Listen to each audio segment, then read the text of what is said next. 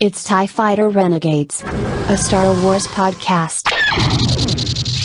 The Golden Stallion, the Man of Tomorrow, Savzu, the Rated R radio star, still don't have a Star Wars name. Come on, listeners of TIE Fighter Renegades, come up with some Star Wars names. I don't know. Every other Star Wars podcast does that. Not that I need to copy them. I don't need to copy anybody. I'm an originator, goddammit. But I wouldn't mind. So if you come up with something clever, hook it up. And don't just do it for me. Do it for my co-host, of course, the one and only Robin Freebeard. Robin, welcome once again to TIE Fighter Renegades. We are back. Hell yeah. Woo. So May has been a hell of a month for Star Wars, and we're going to get into, for a lot of reasons, we're going to get into some of the big stuff. Obviously, the Vanity Fair article that came out, well, sort of just came out, but we'll talk about all of that a little later on.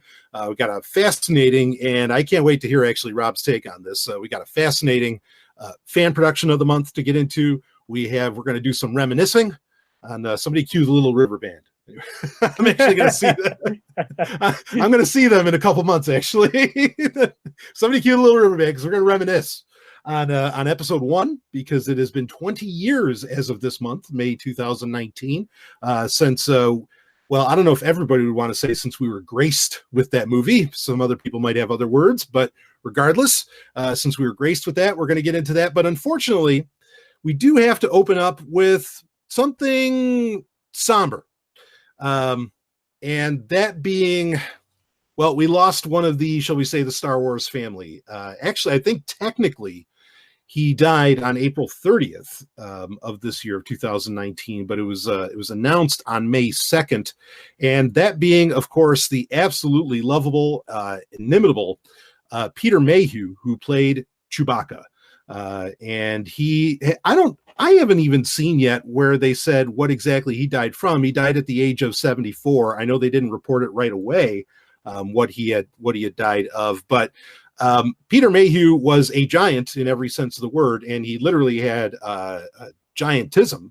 And it's pretty amazing for someone to go to 74 years old, actually, with that condition. I mean, you think of like Andre the Giant and a lot of others where they die usually very much younger in life than that. So I'm very pleased that we got to see him play the role of Chewbacca, of course, one more time in The Force Awakens, and was also a mentor for the new Chewbacca in The Last Jedi. I kind of wish he was alive to have seen see this whole saga kind of play out, or at least the Skywalker saga version of it play out. But certainly somebody that's going to be missed. I mean, Rob, what were your thoughts on Peter Mayhew? I mean, certainly one of the most beloved people in Star Wars, no doubt. Yeah, absolutely. I mean, and he was, probably one of like the biggest advocates for the fans that I can think of. I mean, and he had such a huge heart and love for the Star Wars community. And he brought that across in his appearances. And, I think he went to every celebration that there ever was, and he was just a beautiful man. Yeah. No, I agree completely. And it's, I mean, certainly I know, like you said, at Celebration, a lot of other events, I mean, he was just there, just loving it. And really, everybody had kind words. Mark Hamill, Harrison Ford, of course, just talked about how he's just such a sweet person. And I mean, next to, I don't know, I'm trying to think of, you have a lot of these kinds of guys like Anthony Daniels, who's just so into the fans, or even, this is terrible, Wicket. I'm trying to think of his name. Warwick Davis. Yeah, Warwick Davis. I mean, these guys who are just always there for them, and really, again, Peter Mayhew was certainly in that number. But, I mean, and the thing is that the thing that stood out with Mayhew is that he did this despite all of like the very debilitating physical ailments he had. And I understand he'd been doing pretty poorly in the last, several years. Sure. And, whereas a lot of these other people, like Anthony Daniels, who, are still in great health, and, they certainly have the ability and a drive to go out there and there many times where you'd see, Mayhew, he'd still be coming to conventions, whether he was walking around with a cane or in a wheelchair, like in the last Celebration. I mean, he was dedicated. Yeah, absolutely. Yeah, no doubt about it. I certainly, Chewbacca is, equally as far as the characters go. And I mean, I know, a lot of people want to say, well, this guy's in this huge fursuit, how much was he really bringing to bear with that? And I mean, I think, you can't, I mean, just the way Chewbacca moves, there's so much that you have to, and you can see it with, of course, the new actor playing him. There's so much you have to emulate to make it legit. And that was all Peter Mayhew. I mean, there is real acting chops on display there. I mean, this is, in my opinion, this is a genuine loss, one of the biggest losses, and one of too many in recent memory, of course, for within Star Wars. Chewbacca, again, just a totally fan favorite character, and so much of that was Peter Mayhew. And unfortunately, I never had the opportunity. Some of the Star Wars actors, some of the Star Wars family, I've had the pleasure of meeting.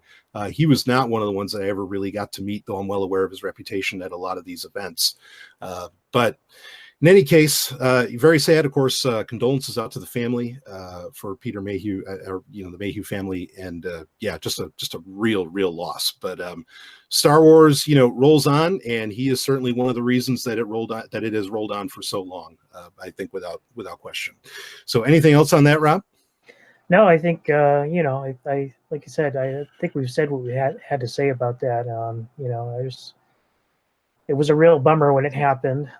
It certainly wasn't, again, considering the health he's been in, it wasn't surprising. And I think we kind of saw it coming, but it was no less heartbreaking for its passing. Yeah, absolutely. So, I mean, I suppose the one kind of weird justice that we get is that years ago, the character of Chewbacca was killed off within the continuity, but of course that has completely changed since Disney, really took over. And anyway, it's I think that's a good point to bring up, because I mean,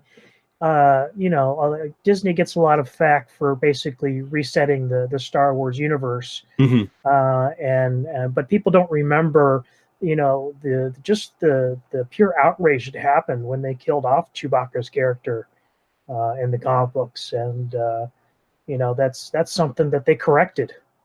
Yeah, I really think that was the right move to bring that character back, or to get rid of that, and maybe even like I kind of wonder, I could almost believe that Disney, like, that might have been the first thing that came to mind for them when they said, okay, are we going to reboot this continuity? What are we going to do with all these books and comics that we have out there? And they said, well, if Chewbacca's dead, we can't keep running with this. We're just going to have to wipe all this out. Like, I could really imagine it being that big of a deal. So anyway, well, speaking of comic books, why don't we start talking up? We'll go from that, and we'll get right into our comic books for the comic book update, which not many other Star Wars podcasts do. But we're going to review some of these. And because, wow, I mean, does it, for some reason, I felt like there weren't this many comic books coming out for Star Wars over the past, like, maybe year or two. And now it's like we're just getting flooded. I mean, there's so many concurrent series going at the same time. You have Darth Vader, Dark Visions. You had the two Han Solo series that were running. We have, of course, Dr. Aphra, the main Star Wars title. There's all of the Age of titles that have been coming out. There's Star Wars Adventures. I mean, there's a lot. Like, yeah, they might as well have their own Star Wars imprint over at Marvel. Right. Yeah, and well, like with the Star Wars Adventure stuff, it's not even with one a publisher either, because isn't that that's by IDW, isn't it? So, oh yeah, right. Adventures is by IDW, which is interesting in and of itself. Right. I don't know how that deal ended up working out or why, but that is kind of an oddity. So, but within all of these, and of course, there's also the Galaxy's Edge comics. There's the TIE Fighter comic that's running right now. Some of these we're going to let the storylines for them really like finish out and play out so that we can give them a proper review, especially the TIE Fighter series, which I'm feeling a little worried about. I was really excited for this. Yeah, me too. Yeah. And I don't know what exactly is going on with it right now, but anyway, we'll let it play out and then we'll get the review. Right, and I think we're getting the last issue in the current storyline of the main Star Wars comic next month too.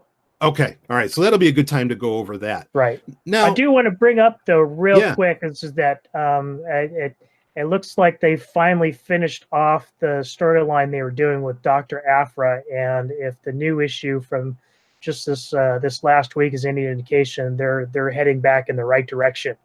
Aha. Okay. Well, we might end up talking about that, or I pretty much guarantee we'll be talking about that next there's month. not much to talk about right now because we've only got one issue so far of this new storyline they're just setting up, and right, it has the return of a favorite character of both Brian and mine. So, yeah, I think it begins with a T. Yes. Yeah, and that's so. All right, so I think we're with a good time for that because Dr. Aphra has been, well, at one point it was like the best comic they had going on the regular. It then kind of it started to tank pretty hard. When they did that 000, I mean, which I went back and looked, and that storyline has been running for 13 issues. That's insane. And like we've literally had over a year of just crap.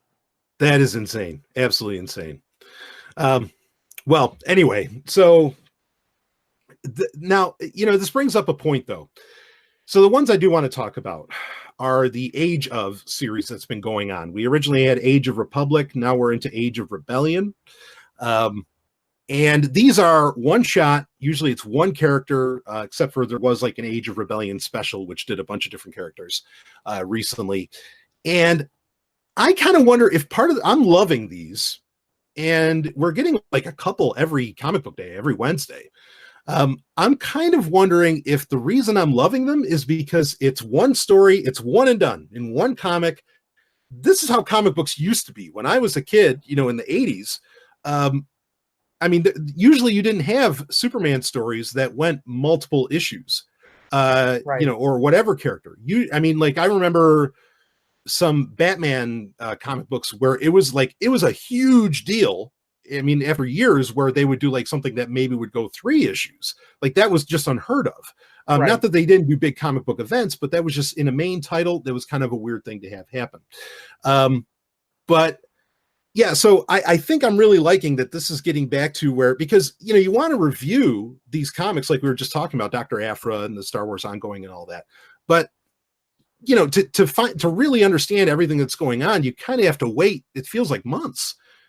Because you're only getting bits and pieces. And I think there's a way you can do the multi-month writing where it's not that way, but that's how it's ending up with a lot of the Star Wars titles. Yeah, certainly they've done it before. I mean, like some of the past Vader comics have just been, excellent ongoing stories.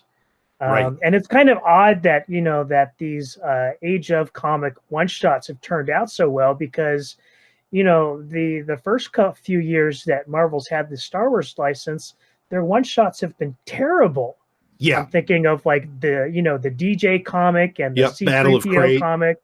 Yeah, the Beckett comic. I mean, they were all terrible. Yeah, no, I agree with you completely, but these have been honestly fantastic. They have. Yeah. I mean, almost every one, I've really enjoyed. I've also, and we reviewed other ones in the past, like the Anakin Skywalker one was very well done. Right. And I love the write-up, like the essay at the end of each of these comics has been very insightful. And I don't know, like whatever character they're concentrating on, they'll just do a little, few paragraphs on them. And it's interesting, especially if I were a new Star Wars fan and I'd be reading that. I mean, it'd just be a treasure trove of information that I'd be getting from these essays at the end of these comics that are so cool. And that used to be a huge thing in comic books too, because I remember back, like especially with like Dark Horse comics and stuff, when they did, sort of licensed properties, they always put good stuff in the back of the comic book that kind of, highlighted, the production of the comic and what it went into it, and sometimes they did sort of little backstories on different characters and whatnot. And so this is like, and in a way, this is like a big return to form for Star Wars comics since it left Dark Horse. Yeah, no, I agree.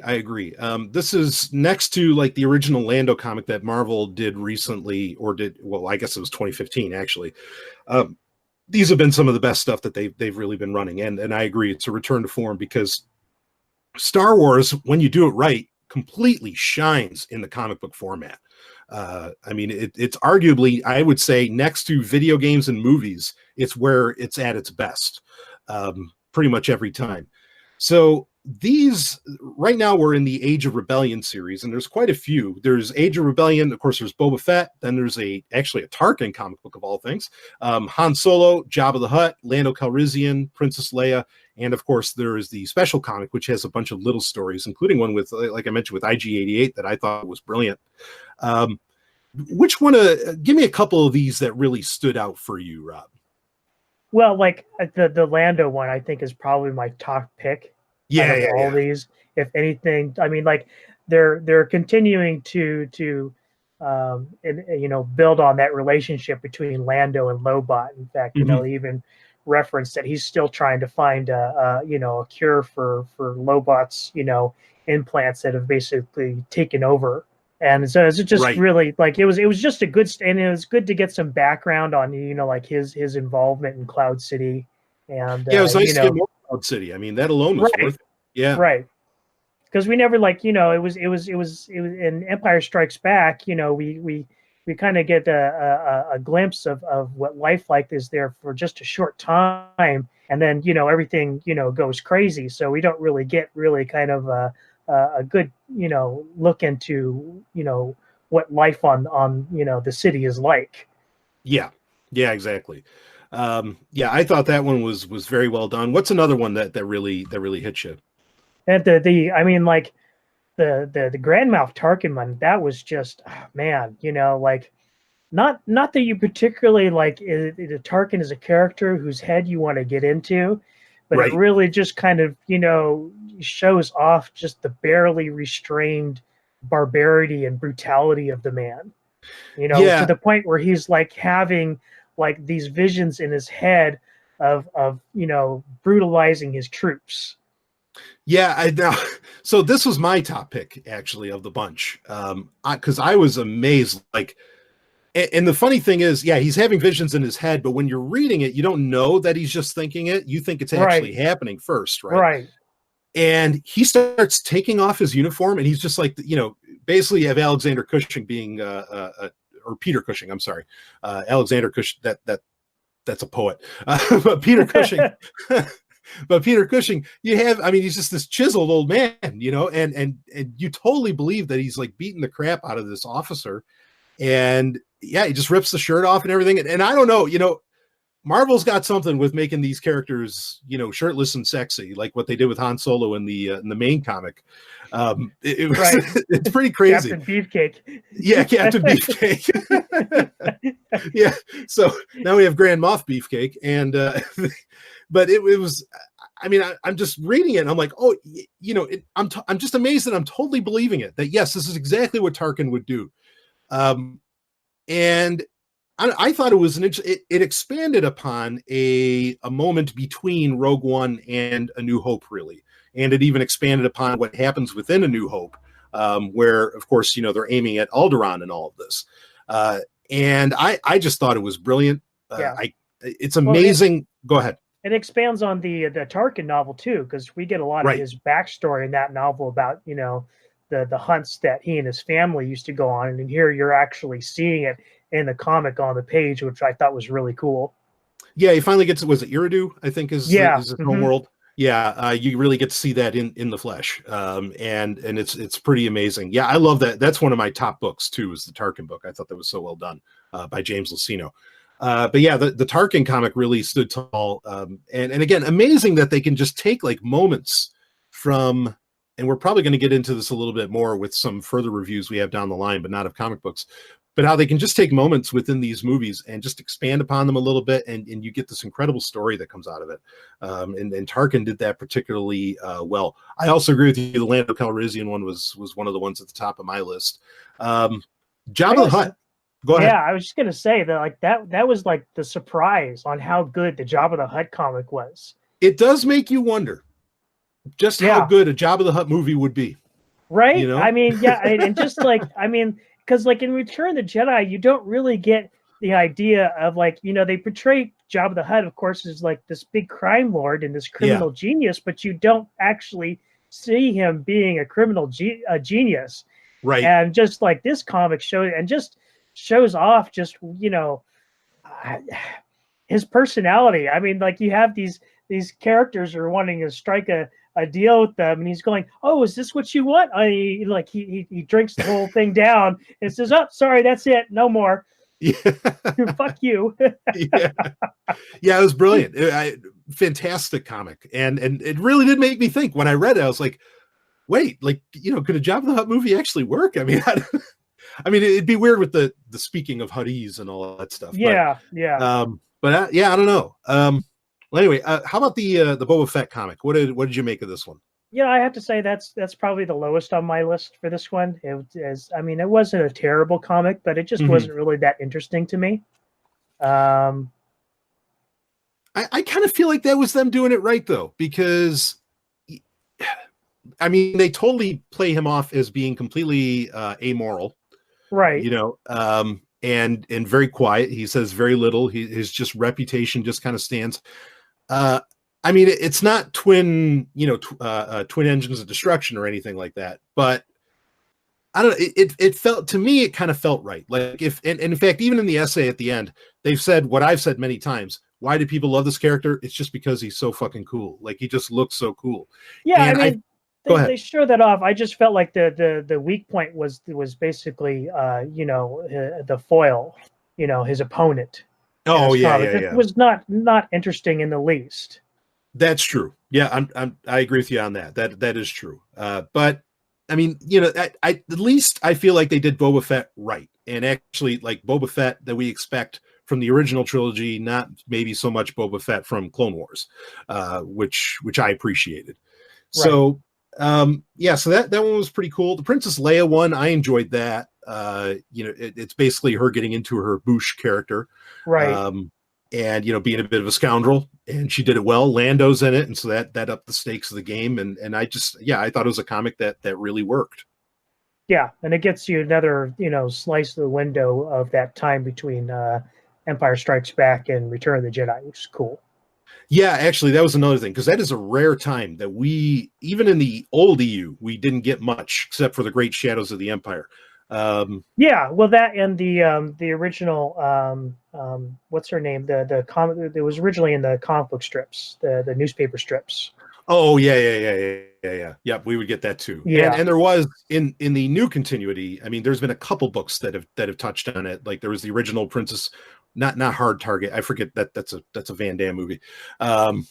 Anyway, there was one of those Journey to the Force Awakens books that was about Princess Leia. Well, there was that Luke Skywalker book too, which was unfortunately not all that great.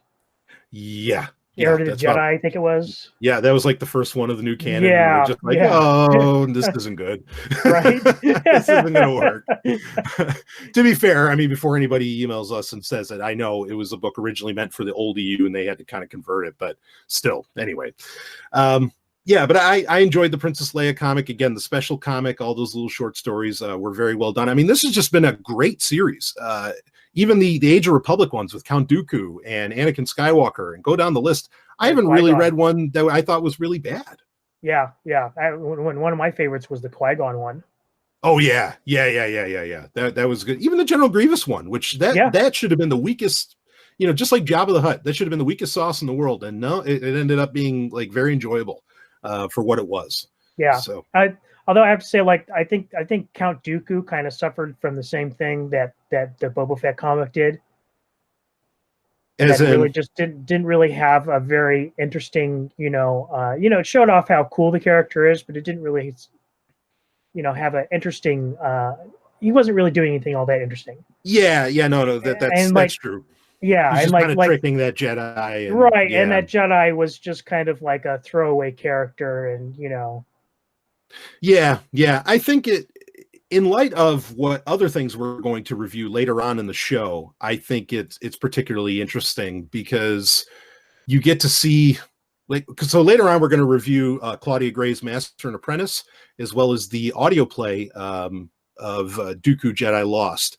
And I think getting to see just how sinister this guy had become in that comic book played well at the time within context of those two productions. That's true. Again, that we'll talk about later. So yeah, but I hear you. Standalone, not as great, but overall, the series, the Age of series, has been pretty good.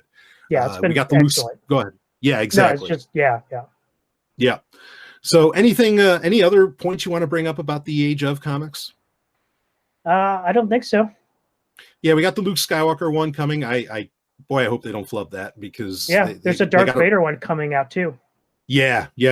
So looking forward to both of those. Those should be kind of grand finales. I don't think, were they going to go? I can't remember if they were going to go further than that. I thought that there was going to be 3 different Age of series, but I can't remember. Well, are they doing Age of Resistance? I don't remember. Yeah, I don't recall. I'd have to look it up. Honestly, if they wanted to do like an Age of Empire or something, well, that naming would be kind of weird. But if they wanted to, if they wanted to do something like that, like, I'll tell you, I'd love to see a one shot with Iden Versio, from of course, from Battlefront. I could think of a lot of characters I'd love. They could just keep doing this forever. Yeah, like, just they are doing. Nice one shot. They are doing an Age of Resistance comic. Okay. It's going to be starting in July with the first one's going to be on Finn. Oh, okay. All right. Well, that makes sense. Hell, even with Age of Resistance, they could still do Iden Versio. I'd love it. This is interesting. There's going to be a Snoke comic. Oh, see, now there you go. That bar just got raised. Yeah. I mean, if he's actually dead, well, now there's no reason to not explore what the fuck he was. So yeah, give us the comic that tells the story. Exactly. I'm totally down for this. So this is, folks, if you're looking, okay, wait, what Star Wars comics do I read right now? I think it's very easy to say, and Rob, you can let me know if you agree. These are the comics to be looking at. These are the ones to get your hands on. Yeah, absolutely. Yeah. So, all right. We can, unless there's anything else, we can bump on from that. We'll keep an eye out for the Age of Resistance comics, which sound very exciting.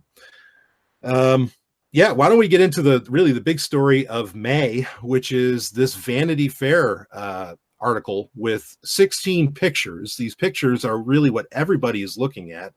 The pictures are by Annie Leibovitz, who she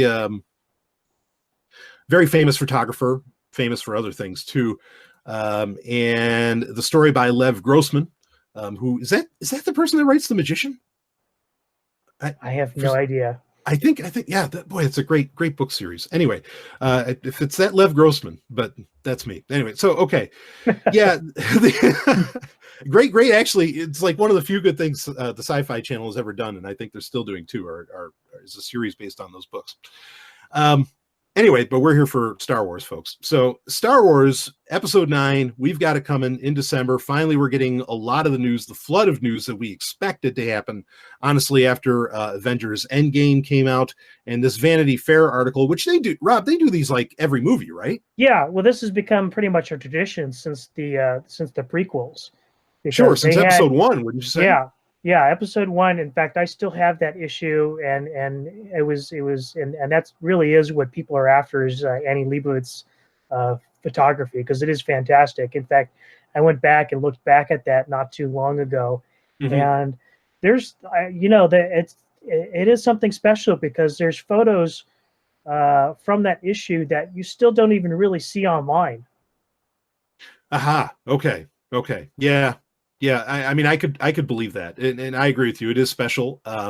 This, as of this recording, like the issue for Episode 9 will have just come out on newsstands. There have been like previews online, but yeah, that kind of raises the point of why to really collect these, and certainly why you've been collecting them. So first blush, now you got to look at these 16 photos, Rob.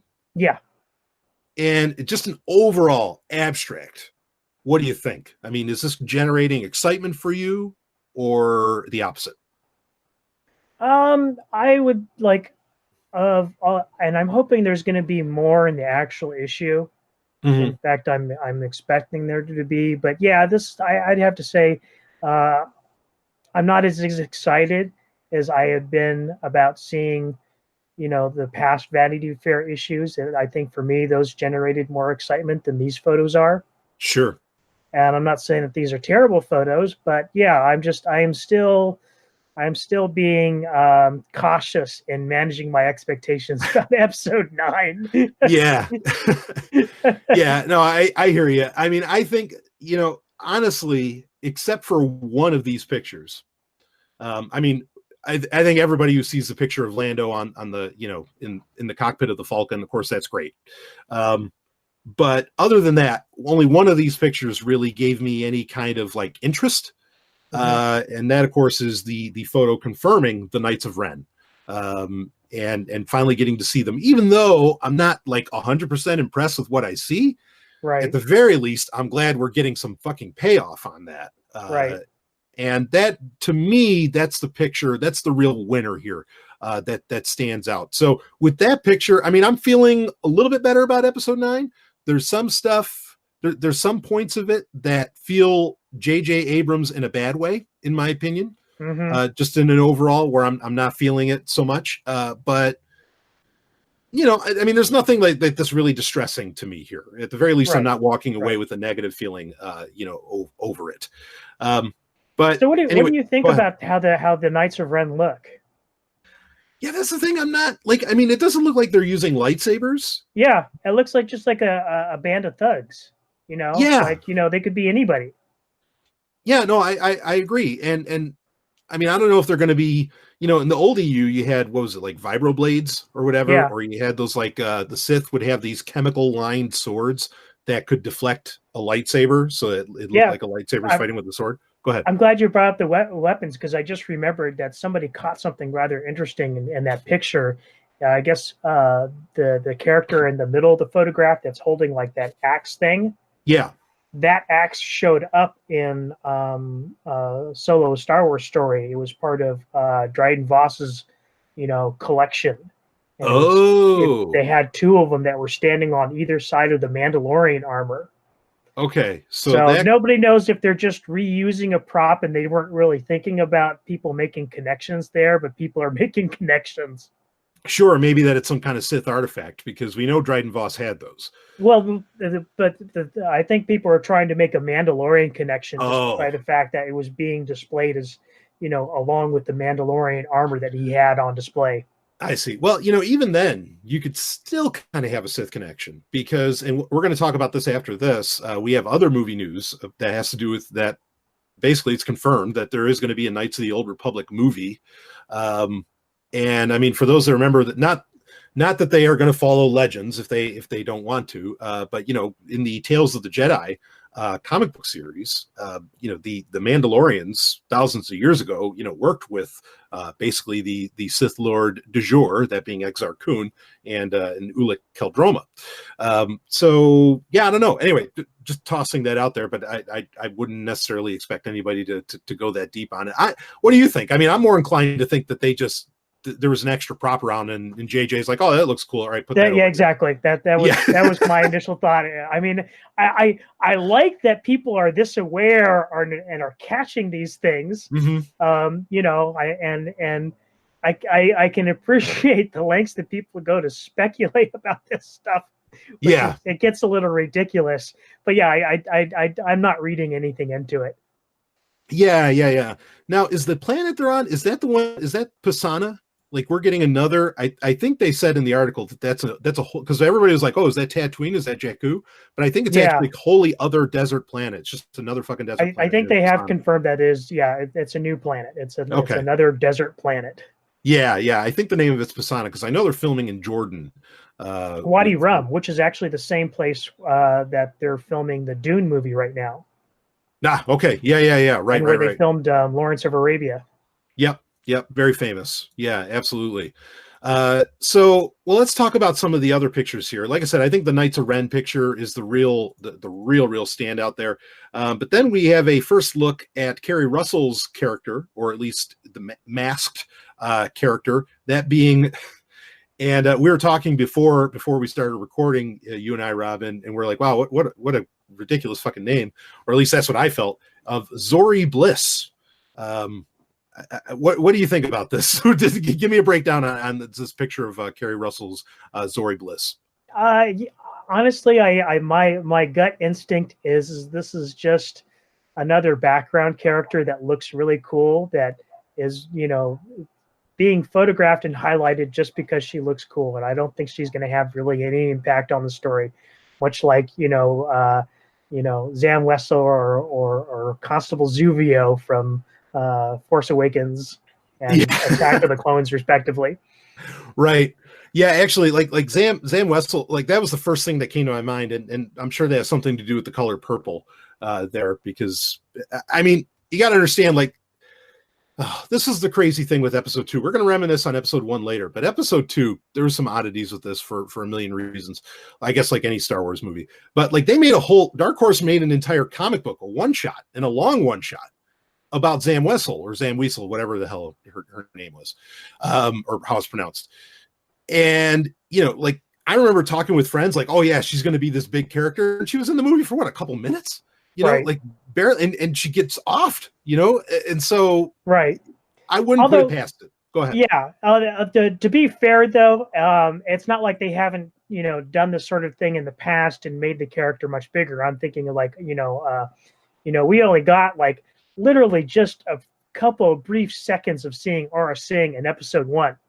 And right. She turned out being such a huge character in the Clone Wars animated series, which was great. Yeah. Right. And would be instrumental really in the formation of Boba Fett. Right. Among other things. And yeah, I agree with you. That's a great point to bring up, that something greater can be done later on. Right. Yeah. So far as for episode 9, I am not expecting anything for this character at all.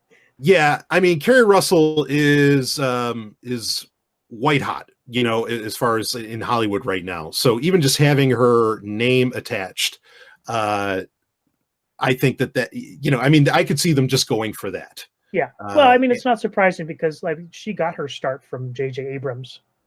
Right. And yeah, well, that's a good point to bring up too. That's where that relationship would really start. Right. So, I mean, Felicity. Yeah.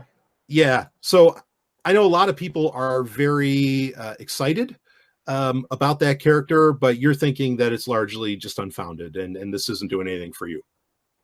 Yeah. I mean, until I see the movie, and show me the money, Disney. Yeah. Right on. Yeah. I mean, the character looks cool. I'll give it that, but that's where we're at. Yeah. Well, like I said, with that means absolutely nothing, especially in the sequel trilogy. Looking at you, Captain Phasma. Right. Oh man. Yeah. Talk about an unused, untapped, I should say. Yeah. Underutilized. Underutilized. Thank you. Yeah. Underutilized character. All right, here, I'm just going to, just a spark just went off in my head. I'm going to toss this out there. Here's what I would love to happen with Zorii Bliss. I would love to find out that Zorii Bliss is actually, that basically Boba Fett escaped the Sarlacc pit, got became transgender and became Zorii Bliss. and that's why this character looks so badass and is wielding the double blasters like his daddy Django, and her daddy Django. And I seriously, I would love that. If they did that, I'd be like, okay, no, that's great. But I don't really expect that at this time. I could go for that. Yeah. Right. Wouldn't that be great? Yeah, it would be. That it's almost too cool for Disney. Yeah, well, that right. That's it. That's the thing, is I can't imagine like that JJ would be that brilliant. Right. Only passionate fans can come up with that kind of gold. And Right. and as somebody, look, folks, I'm not making fun of Boba Fett. I love Boba Fett. Like, I mean, I am such a huge fan of that character, and I know why, for very superficial reasons. But I think that'd be phenomenal. So anyway, but well, who knows? Now, admittedly, another picture in this roundup that did excite me was the picture of General Hux and Allegiant General Pride.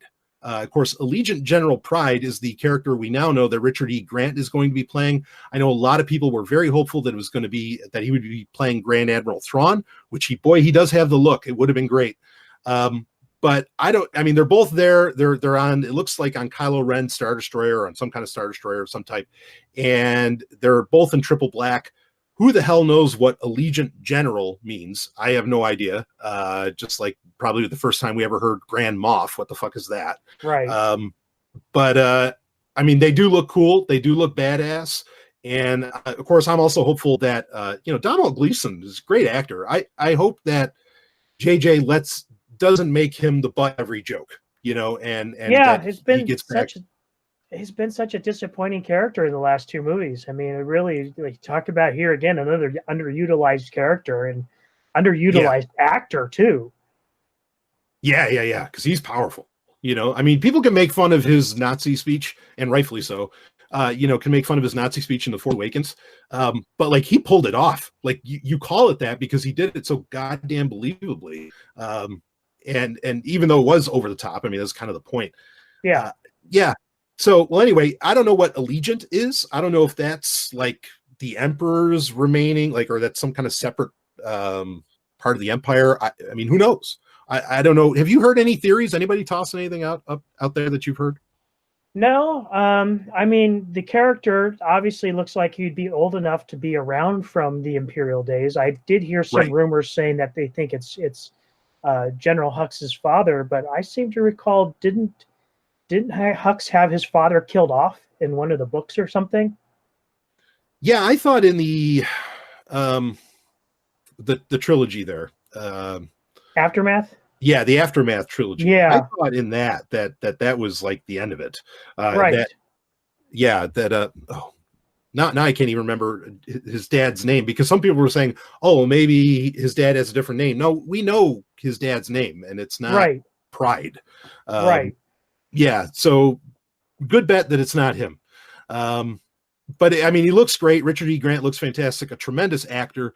I'm excited to see what he's going to bring. I hope he's not some minor character.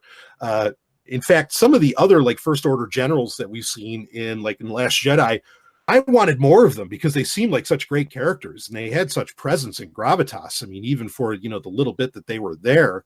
So anyway, hopefully we end up getting more of that. But yeah, we have no idea what Allegiant means. But I guess we'll find out.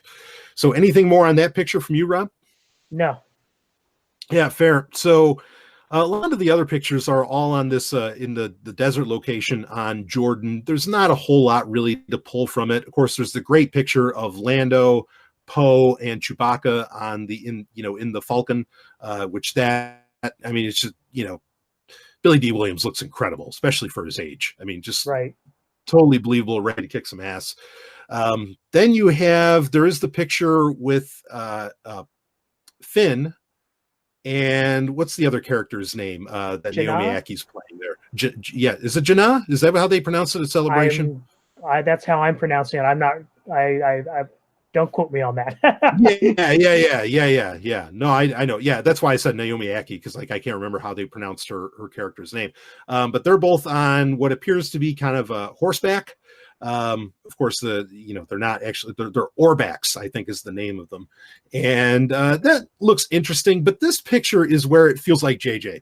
Actually, and the fact that there's just another fucking desert planet. Like JJ Abrams, I wish he could, just bring something in from the original trilogy besides, the original characters. I wish we could go back to some planet, or what would be really great, how about we go to Ithor, or I don't know, something within the canon. You know what I mean? Instead of constantly making new planets. I don't know. There's things I feel like that he could have used where it could have been a lot more, where it could have felt familiar to Star Wars. Instead, this falls into something we've talked about on previous TIE Fighter Renegades, as well as Sovereign Trek, where I feel like JJ just puts stuff in so that he can make money off of the toy sales. That's why he's trying to put his own brand on it. Exactly. Yeah, exactly that. And that's kind of what's annoying me in a lot of these pictures. Which is kind of surprising though, because we do see in the trailer the remnants of the Death Star 2. So I mean, at least there's that. There is that, but we don't even know what planet that's on. Right. Go ahead. Yeah, and I've had some interesting discussions with people about that too, and that a lot of people are speculating that that's Endor, but I don't think that necessarily needs to be the case. In fact, there was an old West End Games Star Wars RPG module where basically you were exploring a chunk of the first Death Star that had gotten thrown through hyperspace when it exploded. Right, because the Death Star has so many hyperspace engines. It has more. Right, exactly. So I mean, those chunks of the Death Star could have flown out into space, into anywhere in the galaxy. Yeah. So yeah, it could be anywhere. So it could be on the moon of Endor, it could be Endor itself. I mean, personally, I'd want it to either be Endor or the forest moon of Endor. Again, for the very reasons of just having that connective tissue. Right. But well, I guess we won't know until December. Go ahead. Yeah. I'm not holding my breath on that, just because, like we've been talking about, with JJ wanting to put his mark on the Star Wars universe and do his own thing. So even when he does reference stuff from the original trilogy, he wants to change it just enough that it's still partly his. Yeah. There is a couple other pictures of note to bring up. One is a beautiful picture of John Williams, in full conductor pose, probably with the London Symphony Orchestra, who he's worked with on all of these films. And there is Carrie Fisher is on the screen in the back. So obviously they're scoring a scene for Carrie Fisher. And certainly, I mean, this picture is one that just pulls at the heartstrings, no pun intended. Because, just seeing John Williams getting the opportunity to do music for Carrie Fisher once again is amazing. And just a beautiful moment to see. That one stood out for me. What did you think of that shot? Yeah, I mean, that's probably for the last time too, because he's pretty much retiring after this one, isn't he? I mean, and honestly, I hate to say it, I'm amazed he's still alive. And there have been some close calls over the past couple of years. Right. So it's fantastic to see him, up there doing it. And of course, for who he's doing it for, particularly in that picture, is just a triple emotional moment, frankly. So the other picture, very, very poignant. Picture that might for some is the shot of Mark Hamill and him, R2-D2, standing in front of some kind of burning ground, not in a blue glow whatsoever. And so this is leading a lot of people to speculate how exactly Luke Skywalker is going to appear in Episode 9. My guess is with this picture is just that they just removed the glow filter, the Force Ghost filter on him. But that's really what this is going to end up looking like. I don't know. What are your thoughts on this shot? That's just my theory. My first impression is this is going to be the first time we get an actual flash. Well, no, it wouldn't be the first time we get a flashback, because they did that in The Last Jedi. I think this is a flashback to the destruction of the Jedi Temple. Okay. The new Jedi Temple, that Luke built. Right. Yeah. The only thing is, didn't have Go ahead. I was going to say, didn't Campbell in that flashback sequence, when the temple's burning? Because in the picture, he's got that long flowing hair. I don't know. I'm open to that interpretation. I'm not sure. Yeah, I mean, I know. I mean, for me, all the elements are there. I mean, we know R2 was with him in that scene, because we saw elements of that in Rey's vision in The Force Awakens. Where he puts everything's on fire and right. Yeah, I don't know. Well, in any case, I'm open to any interpretation on this, but it's just great to see Mark Hamill there, of course. Hopefully he won't feel so hornswoggled by the end of this movie. I don't know. Or is that what he said? Did he say he hornswoggled? Yeah, we talked about that in a previous episode. I mean, I haven't heard anything new from him, so I'm assuming his opinion hasn't changed, but, maybe I'm sure we'll hear more as we get closer to the release of the movie, or maybe not. Maybe Disney will come and say, "Hey, just shut up." Yeah. I could picture it. It's so funny, because Mark Hamill on Twitter, he's very, very, very active, very political, right? Frankly, and no one's silencing him about that, which amazes the hell out of me. But boy, I mean, granted, they also haven't really silenced him much about Star Wars either. But I could picture that. We're no, you can say whatever you want politically. We don't care how far, how charged whatever you're saying is. But just stop thinking about Star Wars. Well, I mean, and that's such a reverse. And he's just in such a great position to do that, because I mean, he's even said it before. What are they going to do? Fire me? He's Mark Hamill. You're not going to get anybody to replace him. I love it. Yeah, it's so great. Oh man, the heart of the tiger there. That's for sure. Well, anyway, so yeah, I mean, there's good things in these pictures. There's other things where it's like, yeah, and I don't know. It doesn't need like a full breakdown like I've seen some people gone over these pictures with. But at the same time, I also appreciate some people that are willing to point a lot of the finer points in these pictures out. Any other thoughts on the Vanity Fair reveals there, Rob? I'm just looking forward to finally getting my hands on the issue and seeing if there's more photos that we haven't seen on the internet. Yeah, go ahead. Yeah, no, that's yeah, absolutely. It. Sure. Yeah. So we might revisit this in next month's TIE Fighter Renegades. We'll see what ends up happening with that. Okay. So, well, anyway, in further movie news, and this is movie news, not TV news. We've been getting plenty of that with Star Wars. But with movie news, of course, we'll save the TV news for another time. But with the movie news is that there is confirmation. I think it was BuzzFeed who came out and basically said that Leda Kalogridis, I hope I'm pronouncing her name right. She's another one where I've appreciated her work. I've just never heard her name said out loud. And she's tremendous. She's done work on Alita Battle Angel, which I thought was a fantastic movie, surprisingly fantastic, that came out this year. She also did work on Terminator Genesis, which I actually really enjoyed.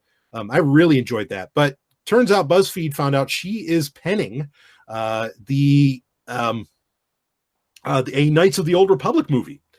And a lot of people are bringing this up, that she is really the first major female Star Wars writer, at least as far as live action goes, since really Leigh Brackett, with Empire Strikes Back. I'm glad that Leigh Brackett's getting the fucking credit, for what she did. But also, I think that this is a great move, and I think that Kalogridis is, or maybe it's Kalogridis. Anyway, she's a great writer. Like, just based on her work, I think she's tremendous. And for her to do Knights of the Old Republic, for there just to be Knights of the Old Republic, is a very, very exciting prospect, in my opinion. We're not sure who's behind this. Is this the Benioff and Weiss trilogy that's coming up? Is this Rian Johnson's work? I'm going to guess it's not Rian Johnson's work, because I think he's going to do something based around that bullshit 15 minutes of Canto Bight that he did in Last Jedi. But I don't know. We'll end up seeing. But how do you feel about this news, Rob? Yeah, it's I certainly appreciate that they're getting some female talent behind the camera in Star Wars now. We still need a director, yes, to do a movie, but hopefully we get the whole story. Hopefully there's no funny business like we had with Rogue One, and where they're constantly chopping and messing with the script, and they don't have to have somebody come in and basically doesn't have any passion for the project and make a mess of it. Yeah. Boy, am I hoping they've learned from that, because like that news, anytime that's happened with, it happened with Solo, right. It happened with, again, Rogue One famously, and all this. That's only hurt Disney anytime that's happened. Yeah. And I think part of the reason that so many people, speaking to TV, that so many people are excited about Mandalorian is because you had the right names, and there is no discussion of reshoots. There is no discussion of anybody coming in and chopping shit up, right. Or anything like that. And I think that's why a lot of people are feeling very confident or very excited about The Mandalorian, whether they realize it or not. I think that's why they're excited for it. Yeah. So I agree with you that this is something they either need to keep that shit well under wraps. And I think that it'll also be a fail if they end up doing like what happened with Star Trek 4, where we had S.E. Clarkson as the director for that movie, and then the movie ended up falling through. That just puts egg on the face of Paramount so bad. Yeah, it does. Yeah, this would do the same thing. Well, go ahead. There's trouble, and I agree with you. I don't think Rian Johnson is going to be the one that's going to be heading this project, because early on when that was announced, I think it was either Kathleen Kennedy or Rian Johnson came out and said that what he's working on is something totally new that's never been seen in Star Wars before. Mm-hmm, so that would preclude Knights of the Old Republic. But there's there's trouble in paradise in the world of DB Weiss and David Benioff. Like the season 8 of Game of Thrones has not been well received at all. In fact, I understand there's already a petition to have them removed from Star Wars before they get their hands on it. Which, yeah, again, Star Wars is no stranger to change.org petitions. That's for damn sure. Right. Yeah, I know. Yeah, I mean, I'm not a Game of Thrones fan. I don't watch. I do my best to like just not get exposed to it. But like, you can't. It's such a cultural force. I'll give it that. You can't help but ignore. People are really displeased at whatever the fuck happened in season 8 of that. And they've been total dicks about it too, because they came out with an article saying, yeah, we're like, they're planning to basically go into seclusion when the final episode of Game of Thrones aired. So I don't know if they've come out yet or not, because I know that's fine. I haven't watched it. I don't know. I haven't watched Game of Thrones in literally years. But I just remember seeing that, that article and the interview with them, and then saying that, they don't want to see the reaction to it. They don't care. They're done with it. They've said their piece. They're moving on. Right. And I'm like, well, what a dick move. Yeah. I mean, in one sense, like, I kind of can't blame them for wanting to, because they had to know. They had to know, like, that there's going to be people that are going to be pissed off about this, and they didn't want to deal with it, but stand out in front of your work. Right, exactly. If I had a bunch of critics, I mean, like George Lucas, or even one of my favorite, I've mentioned this many times, I won't tell the whole story, but basically, there's a time where Gene Roddenberry was getting heckled on stage at a Star Trek convention, people complaining about Wesley Crusher. And he just straight up told them, he says, no, this is for me. I'm doing this. Right. This is mine. He didn't give a shit. He gave it right back to them if they tried to tell him what to do. Right. And yeah, I respect that when the creator gets in in people's faces. And the fact that George Lucas never go ahead. Yeah, this comes back to what we were talking about in a previous episode, TIE Fighter Renegades, that there's really not, you can't find many creative people in Hollywood these days are willing to take ownership of the things that they're working on. Yeah. And that and I think that results in just a real lack of true vision and creativity. Yeah, no, I agree with you. I mean, and I grant you, like, and other podcasts have said this, I've heard this on other shows, where if we had Twitter when any other show, like major cultural phenomenon like The Sopranos or Lost or something like that, if we had Twitter at those points, like, the creators would have been skewered. Like, I mean, there would have been petitions, especially like with Lost. Holy shit, that would have been a shitstorm. And so this is kind of a new thing for people to have to deal with, and I understand that, and I understand it can get very but at the same time, I don't know, like we said, we've seen people at conventions and other places where they completely stand by their work, and it's my this is my tapestry, and you don't have the right to tell me what I'm going to do with it. And yeah, you're right, that's missing. But I can understand that. Yeah, this is kind of a new thing, and I don't think the world, I mean, I've said this on my show Sovryn Tech many times, the world's not ready for the level of technology that we have. Like, we don't know how to handle Twitter. We don't know how to handle social media in general. Right. And so I can respect that, but go ahead. It just Twitter is like, a prime example of the amount of empathy that's lacking in our society. Yeah. No, you're totally right. So in one sense, I can understand why they want to go in hiding, but on the other, it's like, come on, guys, stand by your work. Right. So, because the thing is, and we'll talk about this more, I'm sure, but with episode 1 is experiencing no less than a renaissance right now. And it's being appreciated far more now than it ever has in the past. And the thing is George Lucas has never backed down from his support of that movie and the degree to which he loves it. And people remember that. And people remember that he never backed down. And he never gave up on it. Yeah. And if these guys do this with Star Wars, I'm going to remember. I'm going to remember that, they told everybody to go shit themselves, and, that they weren't willing to stand up for their work. Yeah. Or engage the fans, over their passion. Right. Yeah, because it feels like a lack of passion on their part. That's the problem. Yeah. As to where George never, yeah, like you said, he never backed down. He's like, Yeah. no, this is what I'm doing, you know. Yeah, and we know that the criticism affected George personally, but I mean he took that, you know, and he moved on, and he did, you know, 2 more movies. Yeah, damn right. And he did it his way. So, right. So I mean, like, yeah. major respect. I mean, I simply cannot, you know, understand anybody who says that, you know, George Lucas ruined or destroyed Star Wars. It's just such a ridiculous claim, in my opinion. I agree, because he's always been its biggest advocate. Yeah, no, I agree, totally. So, you know, as far as with the Knights of the Old Republic news, I'm overall excited about this.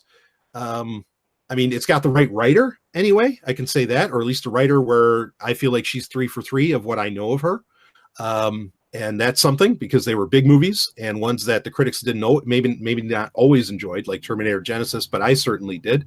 I think it'd be a bad move to even like begin to speculate what the hell this is going to be about. Like, is it going to be about Darth Revan? Is it going to be about Exar Kun? You know, I don't think there's any point even like going there right this second. Yeah, I know. I mean, like, part of me thinks that they're going to redo that whole timeline, but then again, that wouldn't be necessarily consistent with, you know, other things that we've seen. You know, like, certainly the sequel trilogy was something that was largely new and unexpected, but, you know, other things, you know, like in the animated world and whatnot, have taken a lot more and shown more respect and homage to the expanded universe.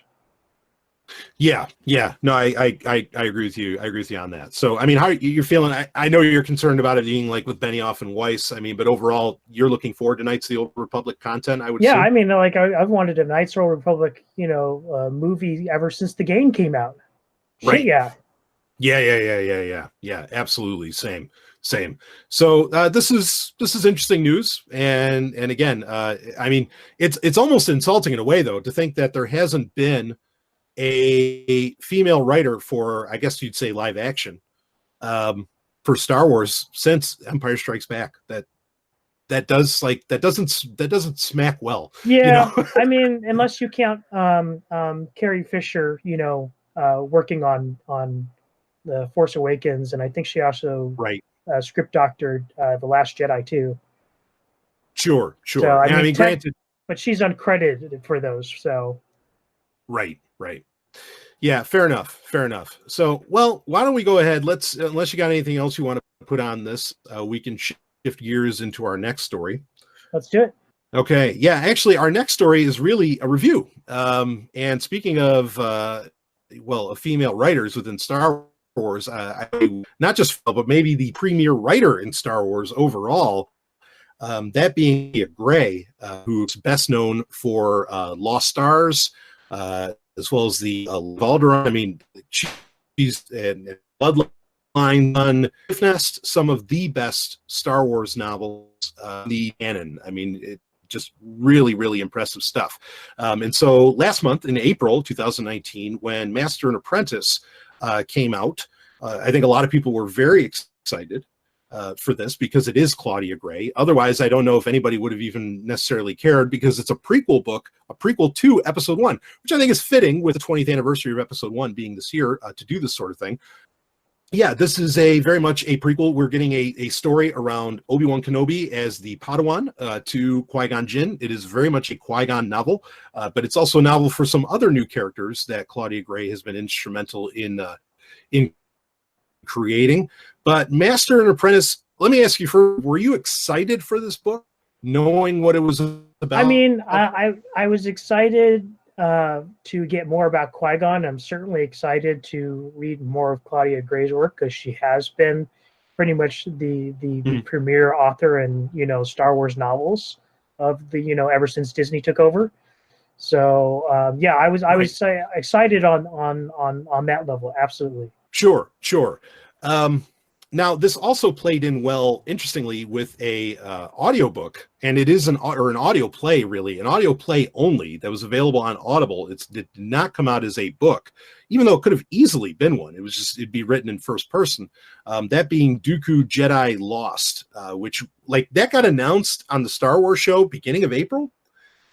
And then, amazingly, like, I mean, it came out, you know, like 20 days or 28 days later or something. I mean, like, they announced it and then it was just coming out really fast. So I don't know what the deal is as far as production with that goes. But the Master and Apprentice novel, I guess let's maybe talk about that first, unless you want to talk about Dooku Jedi Lost first, because I listened to it in one order. I listened to Master and Apprentice first, then I Lost. But Rob, if I remember right, you listened to it in the reversed order, where you listened to Dooku Jedi Lost first, and then you listened to Master and Apprentice. Did I get that right? Yeah, absolutely. Yeah, I did. I guess I was just a little more excited for the audio drama production in Dooku Jedi Lost, and just because we haven't really gotten as much like not only that, and I knew that Ventress was sort of going to be like the narrator story, and she's just like a favorite character of mine. Yes, same. Yeah. So, I mean, and that did have a full cast, and I thought the cast did a tremendous job. It was brilliant. Yeah. Super, super well done. I mean, and it really grabs you right from the beginning, where, you know, Ventress is going off. She's like, I think at Dooku's castle, and she's like, you know, I hate this place. I hate this planet. I hate this cliff that I'm standing on. You know, it's so perfect. Yeah. No, I agree completely. I was totally impressed with the production overall. Even if they made it work for what it was with Dooku Jedi Lost. Now, both of these stories, and it's kind of tough not to talk about one and talk about the other, because they also star, well, they all kind of either, like, Master and Apprentice would often reference Dooku, because Dooku, of course, was Qui-Gon Jinn's master. But it also has another character in it, which is Rael Avros, who is a new character to these two stories specifically. Yeah, I think it makes sense to start talking about him. I thought he was a great character. He's a Jedi. He is also a apprentice, or was an apprentice, to Dooku. He is friends with Qui-Gon Jinn. He has kind of like that. So in Star Wars, there is a Southern accent, but you find out that's like something that people from Wild Space have. I forget exactly who said that, Rael Avros, whether or not that's why he has it, but he has kind of a Texas accent. I thought it worked, and he's a Jedi that likes to get laid, and I thought that was so fucking cool. I wanted more. I'm like, oh, this is great, like a Jedi that fucks, you know, and just a real breaking the rules kind of character. And you get that in both of these. Well, I'll just call them both books, but you get that in both of these productions. And I really enjoyed that. What did you think of Rael Avros's character in these books? Yeah, it's cool. I mean, I kind of even the way they described, you know, his manner of dress and his, you know, his mannerisms and what he comes across as, you know, like very much sort of like a Western style character, which I've always appreciated that aspect of Star Wars, and that it wasn't just pure science fiction or, you know, science fantasy, that there was always that kind of like element of, you know, Old West style storytelling. Sure.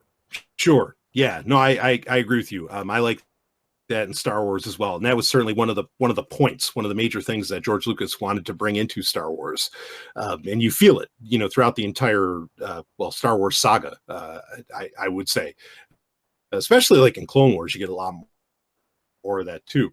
Yeah, so Rael Avros, cool character. I mean, well, I guess so. You loved Dooku Jedi Lost. You thought that was really enjoyable. Yes. Yeah. All right. What did you think of Master and Apprentice? I mean, especially in comparison to like Claudia Gray's other books. It's not my favorite book of hers.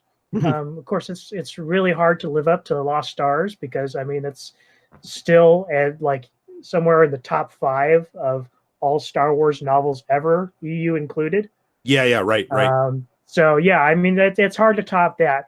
Not to say this was a bad novel. I think for me, this novel kind of reinforced, as much as I love the Star Wars universe, it is not a place you would want to live in. Tell me more.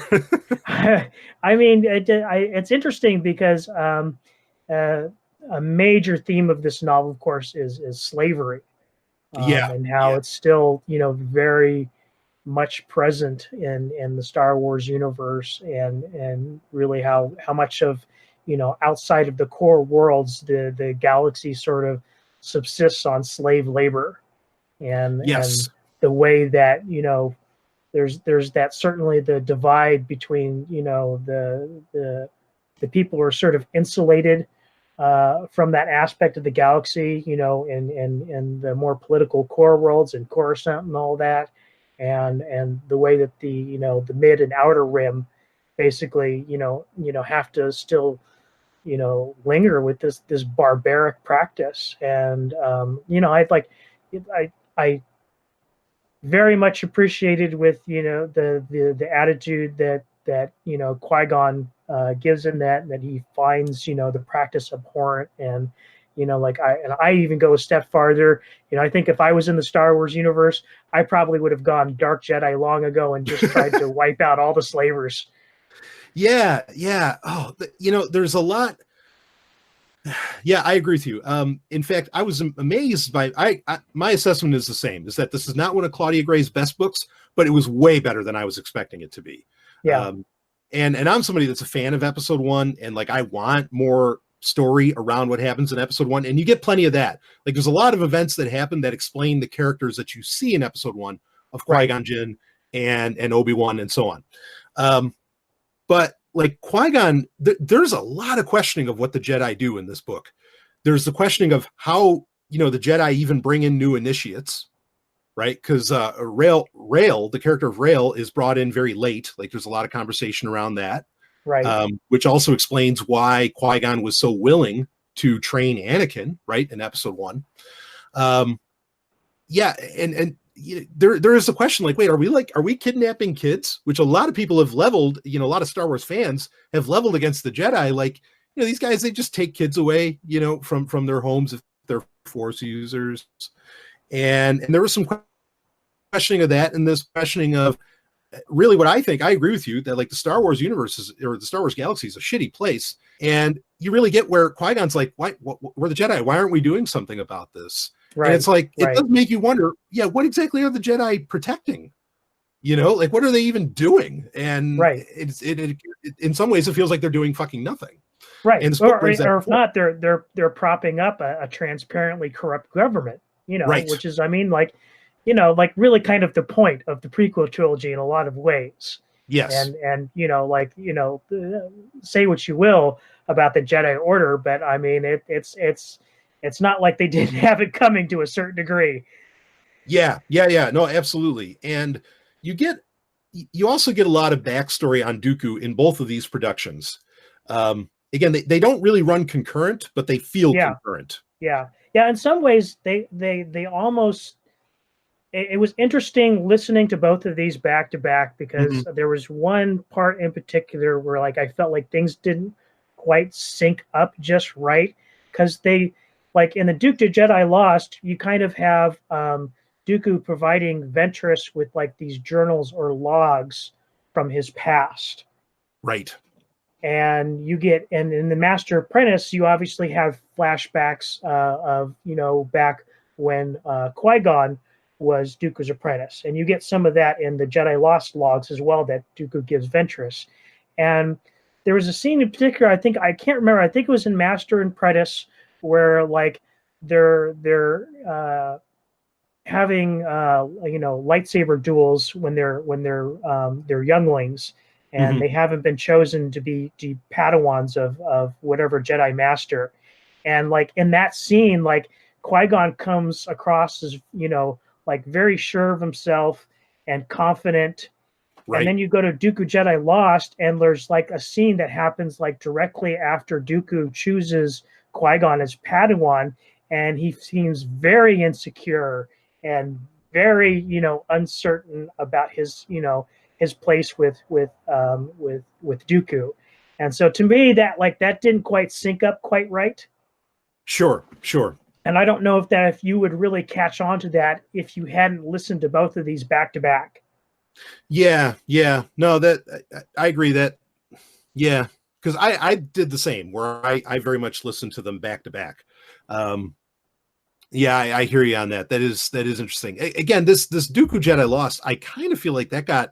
I mean, it couldn't have been rushed because it's a full cast production, but it was just weird how quickly it was announced and how quickly it came out after it was announced. Yeah, So, I have a feeling that more than likely, both of these two projects were probably in production at the same time, because like you said, even the audio drama productions, they take a while to put together and to cast and to record and all this stuff. And I'm sure they're in the process of editing as they record, just like you would in any movie or whatnot. So I have a feel I'm not slighting Lucasfilm Books or the audio division. I don't know if there's a name for that department. I just think it's just like an area where like these two were overlapping in their content, and they weren't really aware of what the other was working on. Yeah, it didn't exactly match up because they were in production at the same time. Right. No, that's fair. That's fair. Now, one of the things also, I mean, as far as like things that I liked within these, of course, we mentioned the character of Rail. There wasn't that, I get that negative point. There weren't a whole lot of negative points, but I feel like there's a deluge of information, big galaxy spanning information given in these two productions. Including actually one of the things we didn't bring up is we get a lot of Sifo-Dyas in Dooku Jedi Lost. Which was very, very interesting to get that. It was. In fact, that was a huge surprise, the way they represented the character in there. It was almost disturbing. Yeah, because he's basically a madman. Yeah. Like a prophetic man. He's like a Nostradamus in Star Wars. And it makes you like, now you kind of want to know, like, what, how did he end up ordering the clones? How did that happen? I mean, the funny thing that you get, so you find out that Dooku in these books is like, he's been researching Jedi prophecies, which you find out Jedi prophecies, even the Jedi themselves don't really take them that seriously, because it's like, they think it's kind of crazy to look to the future in that way. Right. You also find out that because Dooku's really into it, his Padawans, that being Qui-Gon and Rael, were also very much into them. And you finally get, this is so great, you finally get the fucking prophecy of the Chosen One. Like, you get the text in Master and Apprentice, which I thought was, okay, finally we know what the hell that said. Even though I don't know that it necessarily like enlightens anyone in any way. But at least we finally know what the hell that was.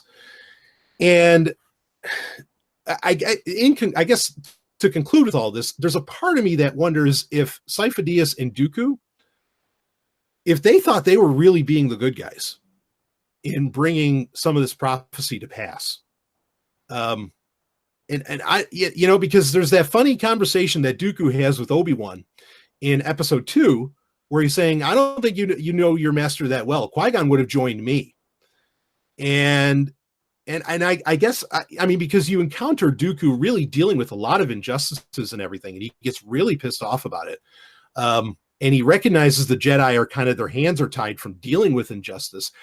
I don't know. Like, I feel like I have a bit of sympathy for the devil with Dooku in this. If it weren't for that Age of Republic comic we were talking about, where he does seem to be just like such a like bad guy and deceptive guy, I would be reconsidering Dooku's character, after reading these two books, especially, but or these two productions.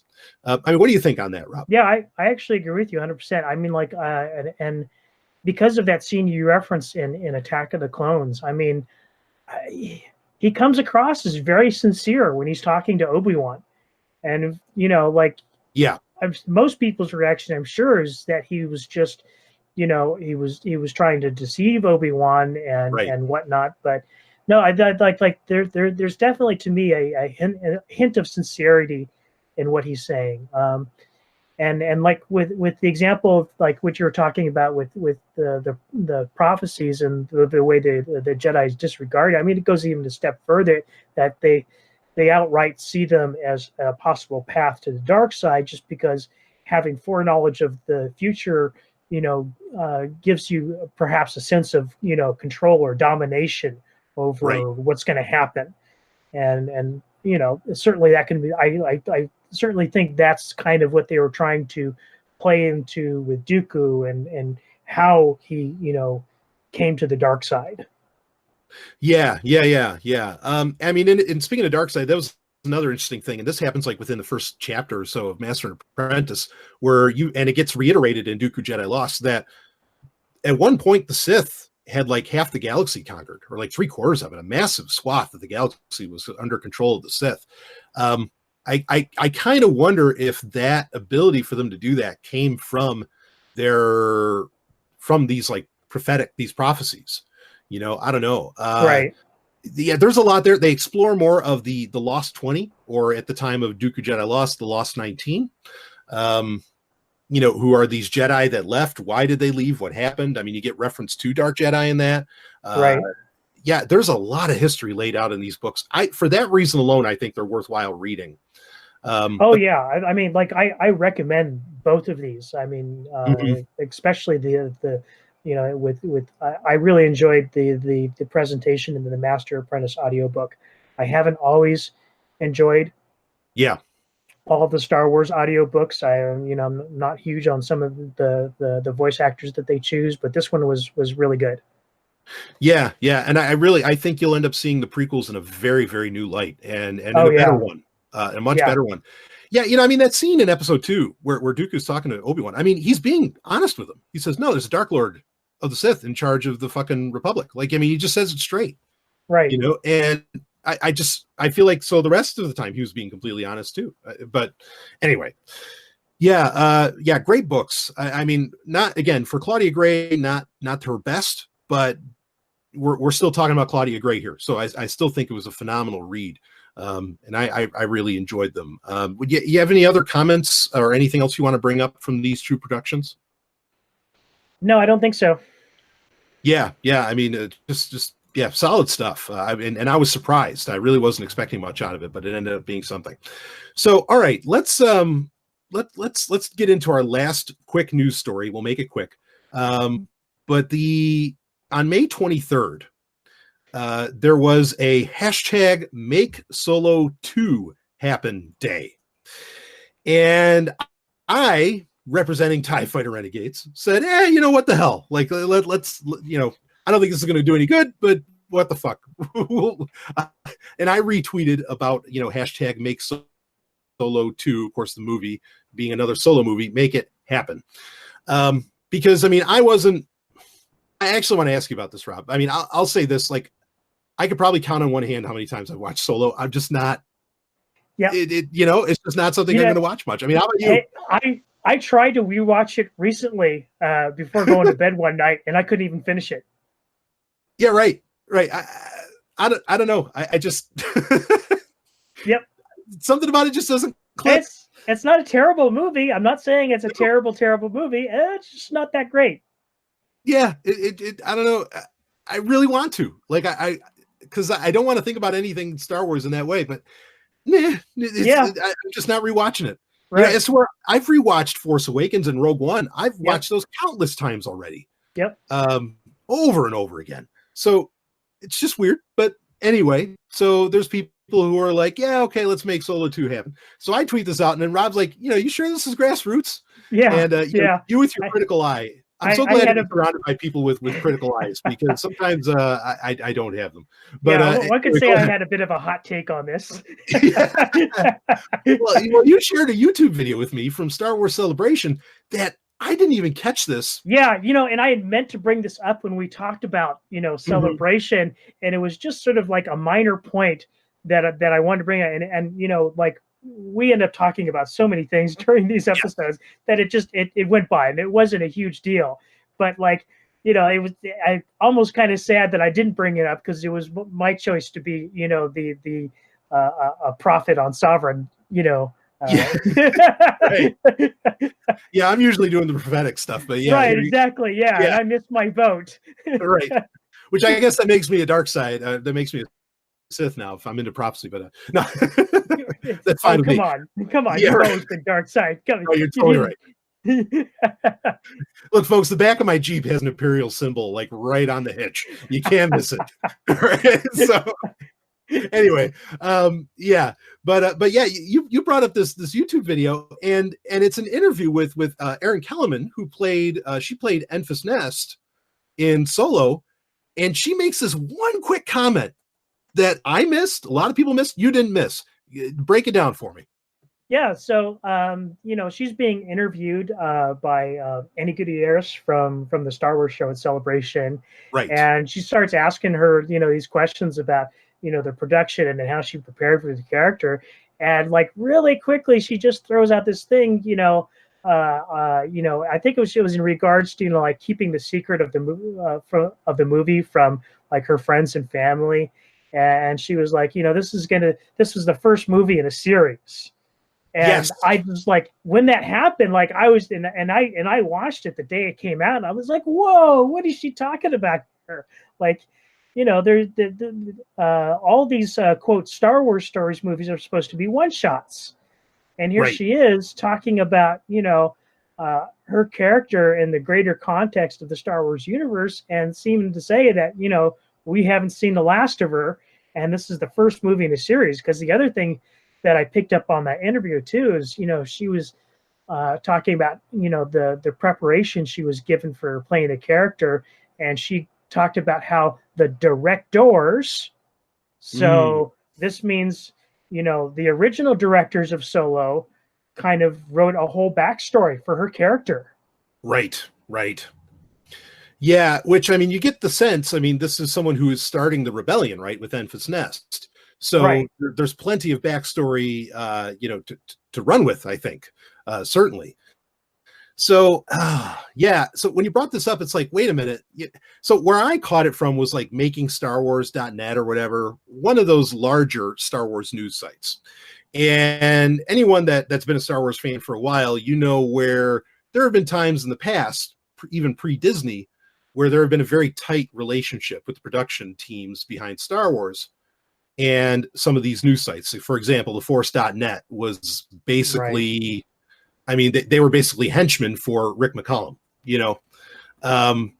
and so, it does make you wonder. Go ahead. Yeah, I got my AstroTurf senses tingled the first time I saw a tweet, because it's showing these people, and they had like Make Solo 2 Happen t-shirts that were like looking very professionally made up, and they're all wearing them and stuff like that. And I'm like, this didn't just happen on a whim. This was planned out. Yeah, exactly.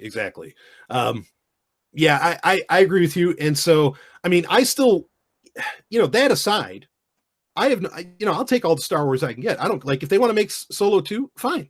And will I go see it in theaters? Yes. And I don't care. Go right ahead. But that, I mean, really the winner to take away from here, and I want to hear your response to that too, but the winner to take away from here is that, based on her, on what was it, on Kellerman's interpretation, these movies are still getting made at some point, and hell, maybe they're going to be Disney Plus movies. Who knows? But I mean, how about you? What do you say to Solo 2? Yeah, I don't have a problem with it existing. I would say it's not something I'm really all that excited about, given the first movie. But her character, Enfys Nest, was one of the few highlights of the movie that I thought is worthy of developing further. So absolutely, if they decide to put a greater focus on that, I think that would be great. But at the same time, my big takeaway from this is that this isn't grassroots. This is the Disney marketing machine doing its thing. Yeah, and it's important to bring up too. I mean, I feel like if you did Solo 2, but if you just put it on Disney Plus instead of in theaters, I think it would go over much better, because people wouldn't be expecting perhaps the grandeur or whatever it is, whatever the magic is that they didn't get in Solo: A Star Wars Story. they'd be like, okay, your expectations lessen a little bit when it gets to TV, even in our Game of Thrones era.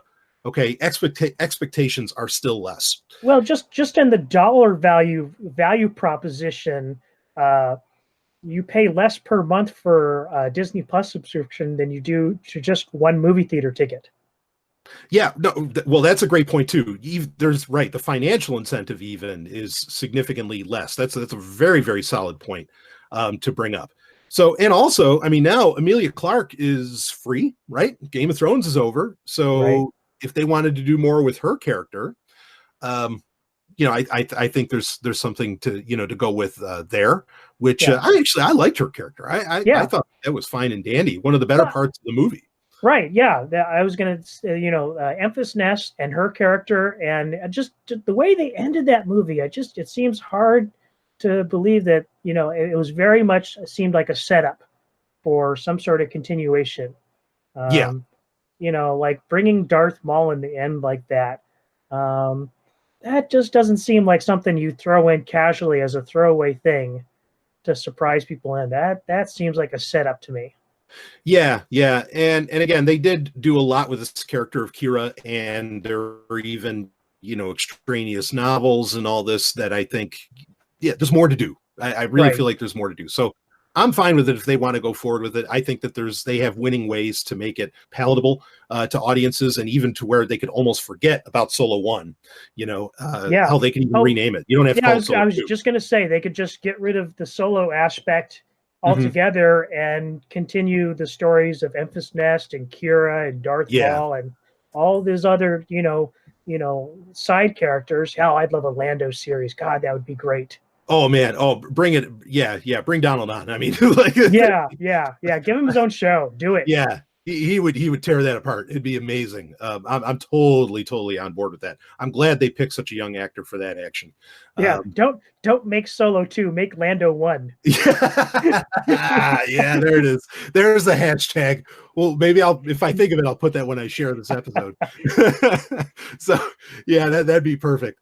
So all right, well, there we go. I mean, that's the thoughts on Solo 2 and perhaps look, honestly, there was another hashtag. It was like hashtag 3 fave Star Wars characters or something like that. I think it's anytime those hashtags catch on, honestly, I think they're always AstroTurf. Oh yeah. Meaning that they're not grassroots. I always think that it's just some kind of marketing. I can't believe you need to market Star Wars, but I'm sure somebody thinks they have to do something worthwhile. I don't know. But that's my opinion, but whatever. I'll play into it here and there. So just remember the old Thufir Hawat quote. Of course, the first step in avoiding a trap is in knowing of its existence. Right. So as long as you know it's a trap, it's okay. It's a trap. It's a right. Ooh, there's some 5 degrees or whatever, 7 degrees of Kevin Bacon. I don't know. I meant no pun with that, but it was perfect. Of course, we all know really what Akbar said was it's a tarp, not a trap. But anyway. That'd be awesome. Yeah. I want to see a giant tarp in episode 9 over the Death Star 2 that's like destroyed. It's like, see, he was right. It's a tarp. Anyway. All right. Yeah, we have too much fun with this show. So something fun. We'll go beyond that, but something fun that we're going to talk about. We're actually going to bump it to next month because we have so much more to get into this episode. The Haynes TIE Fighter Guide. This did come out. I got my hands on it. I know you're getting your hands on it, Rob. And we will be reviewing that next month. Originally, we planned for it for this month, but we'll just push that to next month. There's so much to talk about. Anyway, but I can say I'll just say this much for right now. Go out and buy it. It's worth buying. Okay, so let's get into our fan production of the month. And that is, and I can't wait to hear what you have to say about this, Rob. But that is the Obi-Wan and Vader A New Hope fight scene fan remake. Say that 3 times fast. This was done by Fix It in Post, which I guess is a somewhat popular YouTube channel that does this sort of thing here and there. And basically, they're calling this Star Wars SC-38 reimagined. Of course, SC-38 is a reference to Scene 38 reimagined. And this is the end fight where Obi-Wan dies. Spoiler alert, folks. It's only been 40 years. But this is the scene where Obi-Wan dies after the battle with Darth Vader. And this is something that gets critiqued a lot. I have seen a lot of edits of A New Hope of episode 4, where, like they speed it up to just make it look like it's going faster and to make it look more like the lightsaber sequences that we see in the prequel trilogy, or to see Obi-Wan perhaps more in action, because otherwise a lot of people feel that this last fight scene is quote unquote boring. So this is a full-on remake of that. They even would digitally like put in Sir Alec Guinness's face over whoever their actor was. And so this isn't just speeding up the sequence at the end of A New Hope. This is literally refilming it using some CGI and a lot of other things. And you can watch it for yourself. It's not terribly long. It's about 6 minutes. And Rob, what did you think of this remake of the fight scene between Obi-Wan and Darth Vader? I mean, it was a decent effort, but I'm quite honestly shocked to the degree which people are shitting themselves over this. Yeah, this is wildly popular. Like, I mean, people are going nuts over this. Right, right. Yeah, and like my reaction to that is, if George Lucas had done this in the special editions, people would be furious. People would be fucking furious. Yeah. So yeah, and literally, like, I have very good friends who have those kind of feelings about the special edition edits, and they're posting this online saying, "Oh, this is so fucking great. This is beautiful, blah blah blah." And I'm like going, "Hey, wait a minute. You got a kind of a double standard here. If you can appreciate this, then you have to be okay with everything George stuck in the special editions, including Jabba the Hutt." Right. Yeah. No, I hear that double standard, and I mean, what made it meh for you? I mean, we know it's a fan make, so like you don't want to go too crazy on the effects, but overall, what made it? Yeah, for some of the, I mean, like, there's obviously a lot of scenes that have, it's kind of a mixture of CGI and live photography, and like I have a bias, I'm have a more critical eye for this sort of stuff at one point. And I'll even get into this in a future discussion, but at one point I was going to get into the realm of visual effects in movies, specifically computer animation. And so, like, this stuff has always been easier for me to spot, even back in the day when, we had movies like Gladiator, where, like, the entire arena was computer generated, and people said they couldn't tell, and that it was computer generated. I remember that being one of the first movies where people said, this is the age of CGI, because we can no longer tell the difference between, live photography and practical effects and CGI. And I personally, I could pick it out very easily. Sure. This stuff just stands out to me like a sore thumb. So I have a more critical eye when it comes to this stuff. It's really, really hard to impress me. Right. Yeah. So, well, I can hear that. I mean, some of the like ideas that they had, I thought were kind of cool, like Vader being on fire and hacking and slashing and everything. And overall, like, I really get the concept. I do agree.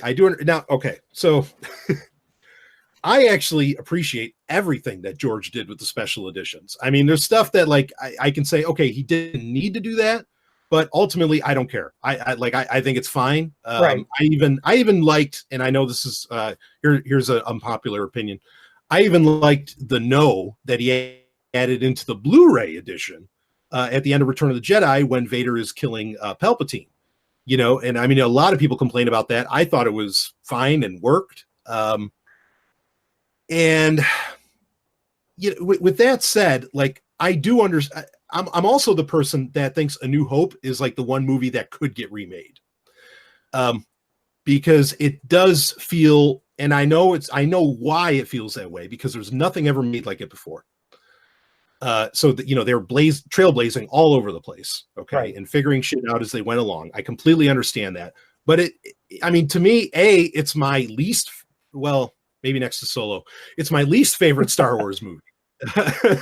And I just, I mean, I almost go so far as to say the movie's like kind of boring. So I'm a person who wouldn't mind a remake, of that film. And I've even like said, yeah, go ahead and do it. What the hell? And it gets a stronger feeling of that, especially when you see how Vader acts at the end of Rogue One, right? That epic scene in the hallway, where you really want that. And this kind of delivers on that version of Vader. I'll give it that. But also, I mean, I thought it's good, and I appreciate the effort. But I'm kind of with you where it's like, yeah, but, it might even be too much. It might even be too overboard. Yeah, it is. In my opinion, it's a bit much. And like this is one area where like Brian and I disagree on Star Wars. I actually love A New Hope. I think if A New Hope wasn't a great movie, we wouldn't be talking about Star Wars right now. I hear you. The thing is, there's a difference between being okay. So in business, there's this old saying: you can be first or best. I think it was first. It's far from best, but that's the thing, is that it was first, and so that's what gives it its gravitas. I disagree, and see, I almost view A New Hope. Yeah, I know it's not a period piece, but I almost look at it in those terms. It is very much a product of the late 70s, post-Vietnam War America. Okay. It's a project, and like A New Hope, that movie could never have been made other than in that time period.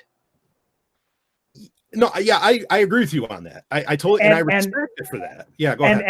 And so in its place, at its time in history, it is first and best. At its time, in that context of 1977, when it was, I challenge you to go back to 1977 and give me a better movie. Well, all right. I mean, I think Logan's Run is a better movie. But and that gets brought up a lot, actually, as like being the oddball of where Star Wars was like the first, however people want to classify it. A lot of people classify it as a sci-fi movie. That was like the first like really good looking and well done sci-fi movie for a lot of people. But those same people, which I've also said for years independently, will say Logan's Run was the oddity in all that. I have a question I'm going to ask you, or I have a point I'm going to bring up. I want to just like close out one point on this fan reimagining, and then I want to talk. We're going to expand a little bit on this conversation, because you brought something to mind for me that I actually mentioned in a Sovryn Tech, which hasn't come out yet as of this recording, but regardless, bring up, we see old Obi-Wan in Rebels, and he is a far more careful, considerate, and slower fighter in that fight scene. I mean, in fact, it's barely a fight scene, and so I think that the end scene, like, I get the arguments against it in A New Hope. I think the end scene matches with more of Star Wars than less of it is my point. That with Obi-Wan, so I feel like it, and that's the overall point of that. Now, that said, okay, here's I heard on another Star Wars podcast someone make the comment. He says there's a reason we're talking about Star Wars and we're not talking about Flash Gordon. And he was specifically referencing A New Hope in comparison to the 1980 Flash Gordon movie. I think the 1980 Flash Gordon movie is an infinitely better movie than A New Hope. It's not first. It wasn't before. It wouldn't have gotten made if it wasn't for A New Hope. And yes, I mean, yeah, George Lucas really wanted to make a Flash Gordon movie. That's what Star Wars kind of started out as, right?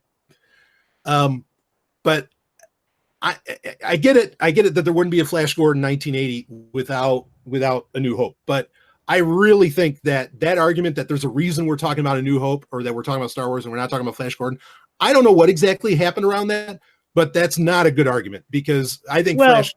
I agree that it's a terrible argument, because it's an apples and oranges comparison, in my opinion. Okay. Not only that, I mean, yes, you can say that Flash Gordon wouldn't have happened without Star Wars, but then again, Star Wars wouldn't have happened without the Flash Gordon serials. Right, from the 30s. Right. Yeah, with Buster Crabbe. Exactly. Right. Yeah.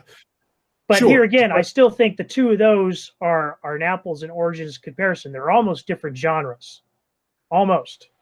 Yeah, almost. I don't know. Well, I mean, I think I know your answer, but I'm going to ask it anyway. Which do you think is the better movie? A New Hope? It's standing alone. A New Hope standing alone, or Flash Gordon 1980? Yeah, I'm gonna have to go with New Hope. Wow. Just for I can rewatch New Hope in any edition over and over and over again. I'll watch Flash Gordon, maybe once every 5-6 years, if that. Oh man. Oh. Sorry, man. I mean, I got to be honest. But here again, like I'm saying, it's not a fair comparison because to me, they're not even in really the same genre.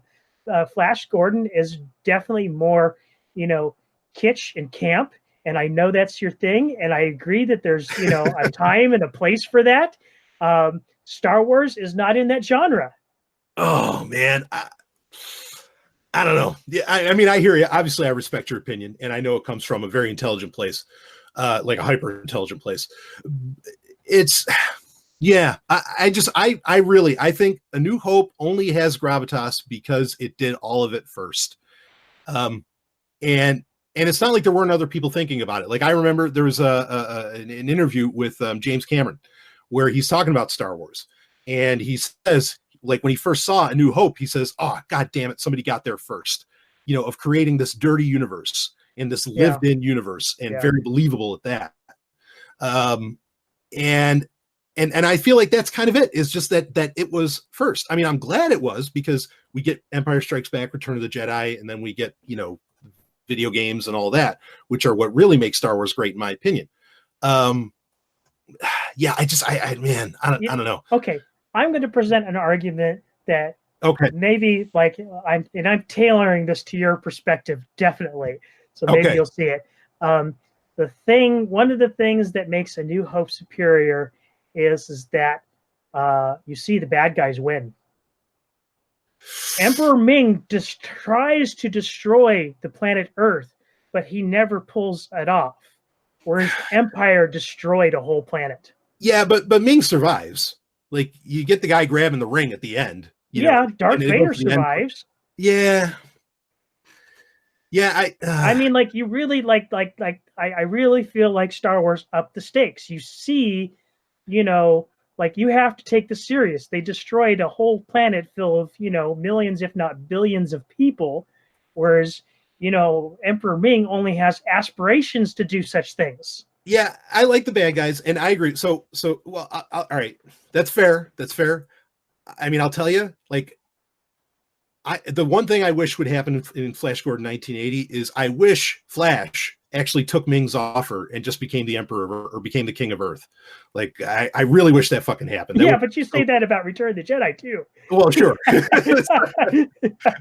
here's the thing with A New Hope: they blew up the wrong planet. Like, Alderaan is.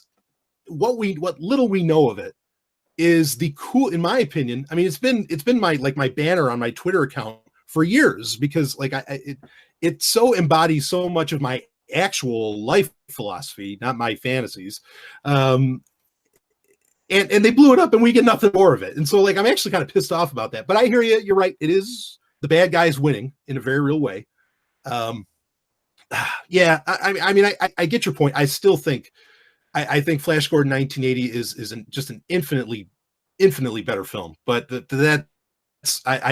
going to have to agree to disagree on that one. Yeah, I was just going to say that, I mean, and it's not that I don't respect your opinion. I mean, like, and here again, like, I appreciate what you said about it, and I understand that you're coming from, an equally intelligent and reasoned position, and I'm not saying you're wrong.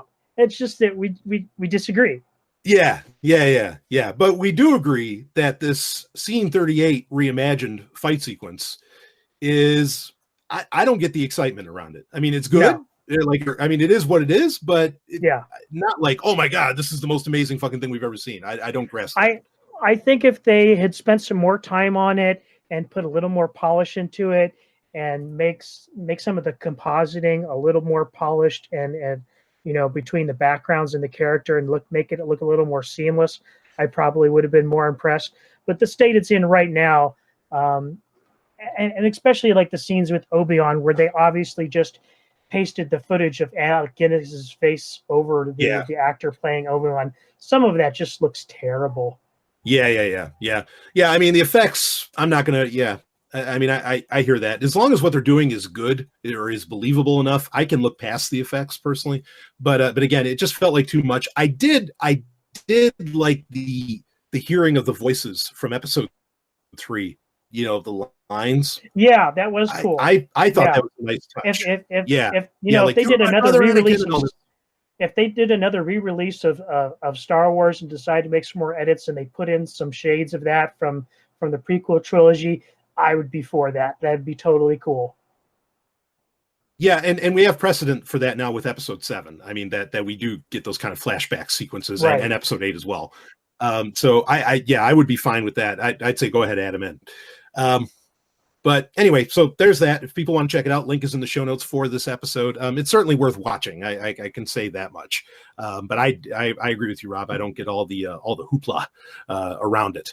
So okay, let's. Well, how about we get into our question of the month?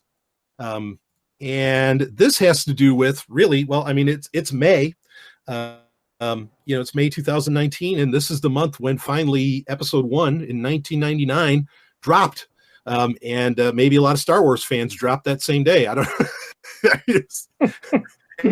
At the time, well, I mean, I'll ask the question. Basically, I'll ask you, Rob, what was your experience going into episode 1? Maybe from the moment that trailer, which was the first time that an internet trailer really mattered. Now it's par for the course. But really, this was like the first major internet trailer, as far as I can remember, that everybody really went nuts over. From the time of the trailer to the time of release, what was that experience like for you? What was the experience after you saw it for the first or second time? And I guess, how do you feel about the aftermath? I mean, there's a lot to talk about here. But I think we got to talk about it because, I mean, and like you said earlier, this is a movie where I think the opinions about it have changed dramatically since 1999, because overall, I think the general gist, we'll talk about ours, but the general gist was negative. The general feeling, the abstract around it was very, very negative at the time, which was a surprise, I think, for anybody on the planet. So going into it, you see the trailer. Let me ask you that. You see the trailer. How are you feeling about episode 1 in 1999? Well, I'm even going to start, man, like when you sent me this question, in preparation for the show, I really had to go back and re-examine and realize that, episode 1 was, a part of and a cause of some rather significant changes in my life. So when I was, when the trailer first came out, I was actually working in the movie theater. So I didn't actually see it on the internet for the first time. I saw it in the movie theaters. In fact, I put the 35 millimeter film trailer on the projector in front of movies. So, and to this day, I actually still have the 35 millimeter film trailer in storage, like the actual film trailer that I got from the movie theater. Okay. And I was for years and years, this we were at the height of excitement with the expanded universe, and then we finally got the news they were going to get more movies. And I gotta say, they with the trailer, they hit it out of the park. Yes, sure. It was, and in some ways, I mean, and of course, this has certainly become a thing with just movies, and especially Star Wars movies generally. I almost feel like, the trailer presented a different movie than what we got. Yeah, I mean, well, let me comment. I just want to say quickly on that. The main thing I remember from the trailer is the pod race sequence, and where it's just first person and bammo, you're going. And that created an air of excitement.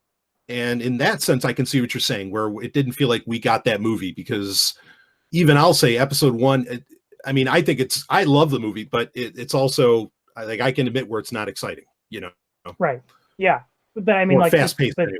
Yeah, but the trailer was very exciting because I mean, I seemed to tell we got stuff from the Battle of Naboo, the space battle, and you know, and just the way the trailer starts. I mean, you got to understand, like, this is the first time that we had heard, you know, John Williams' Star Wars music in an official capacity in a very long time. And so immediately it starts, you know, kind of tugging at your heartstrings and you know, like it definitely, like, they're playing on your nostalgia.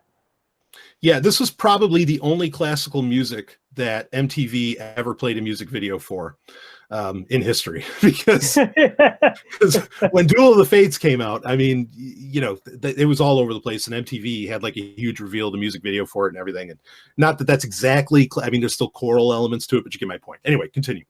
But yeah, and oddly enough, this thing turned out like I wasn't for that job very much longer. I'd you know, been there for a few years, and I'd gotten to the position of assistant manager at the theater, and they had recently transferred in a new manager, and this guy was a total dick, and it got to the point where, like, he was yelling at other people, other employees, and breaking them down. They were, you know, breaking down in tears, and I just came up to him and I said, "You can't fucking treat people like that."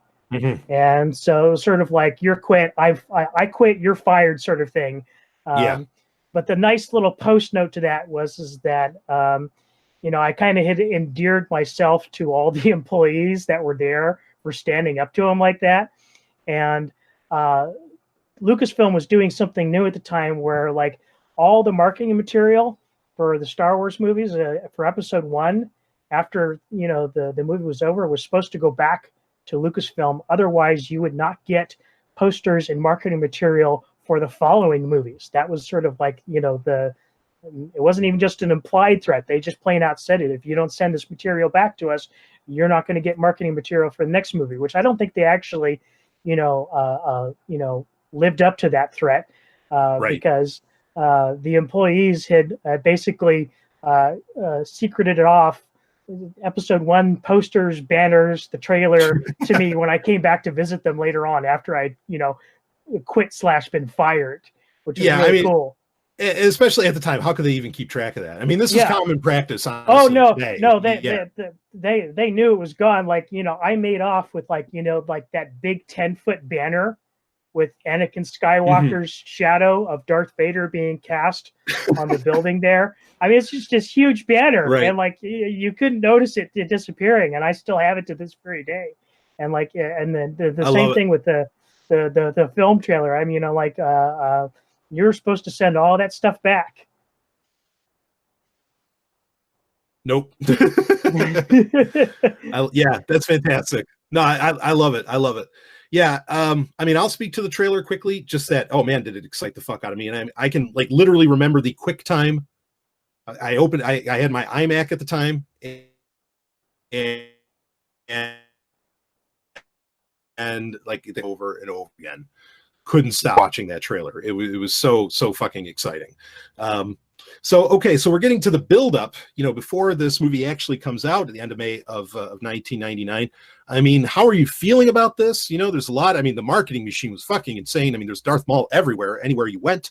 I mean, they might as well at Walmart. They might as well have painted it red, you know, instead of blue, because I mean, there's just so much Darth Maul. Go ahead. I was whole hog in. In fact, after I you know, left that job, that's when I decided to actually go back to school and pursue a degree in computer animation. And it was all because I wanted to go work for Lucasfilm and be involved in visual effects. In fact, I even chose to, you know, pick a school close to Marin County up in San Francisco to go do this. And, you know, I paid a not insignificant amount of money to buy a crew jacket from Episode 1 movie, and I still have that too. Oh, these days, man. Jesus Christ.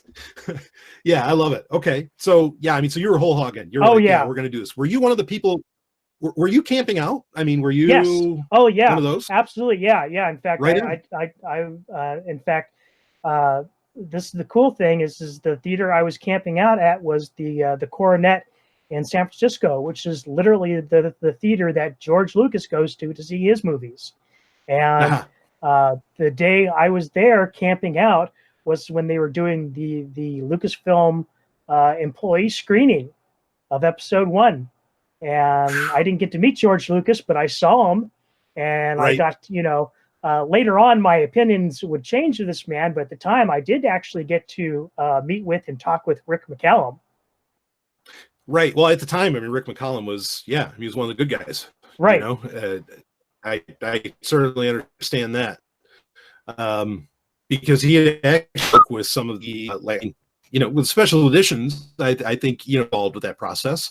Yeah. And, he was doing good. So, anyway, I'll continue. So, it was an amazing experience all around. I mean, I have actually more fond memories of the leading up to Episode 1 than, the post.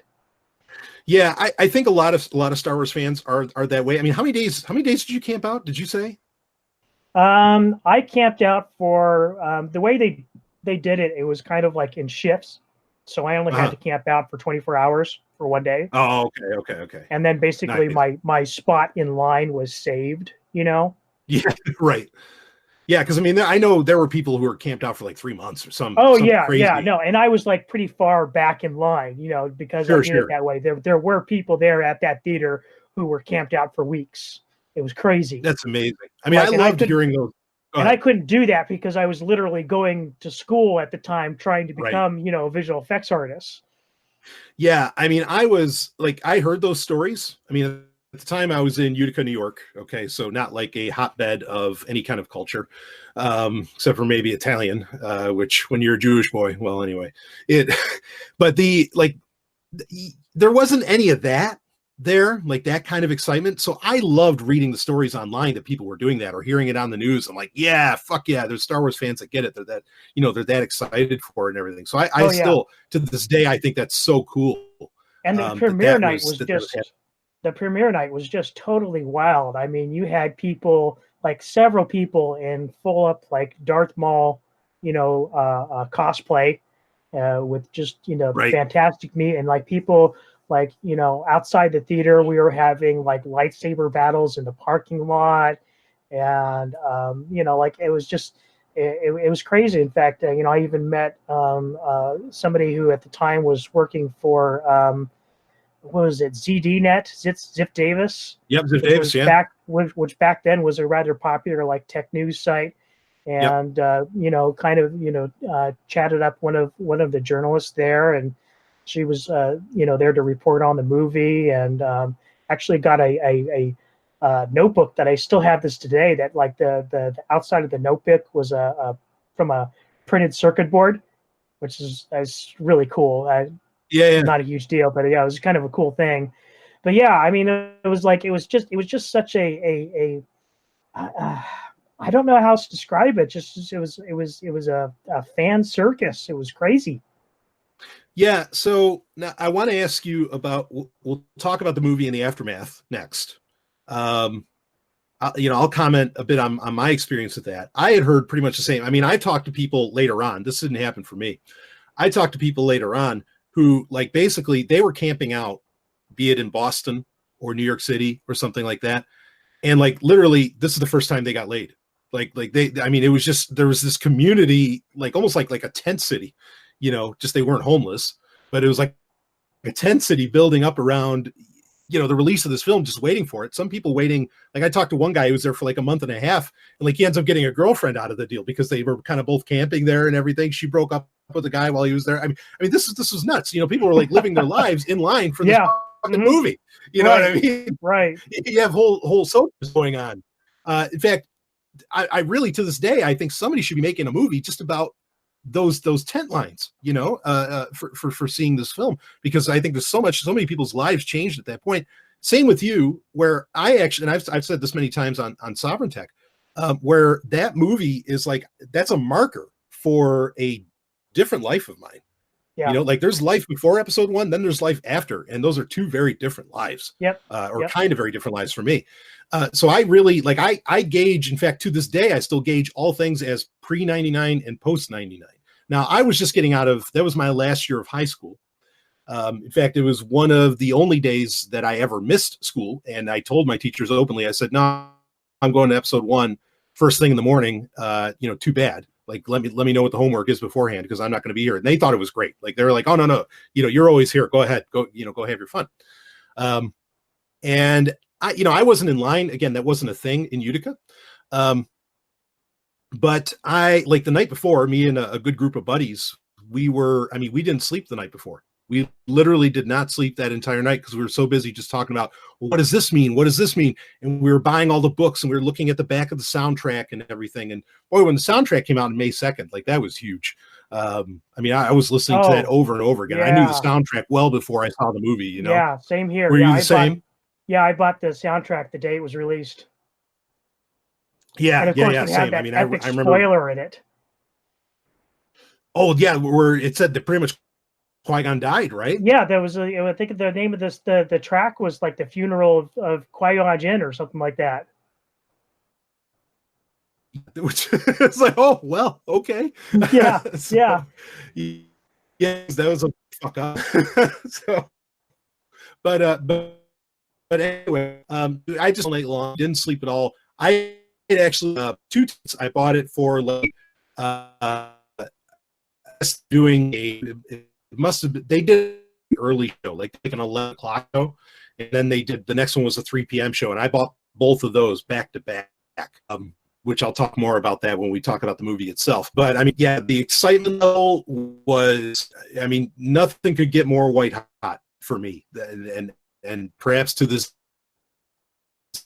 day, nothing is so fucking excited for this movie, to find. And I was just eating up every bit of everything that I could. Any book that came out about it, the source book, whatever. I was there.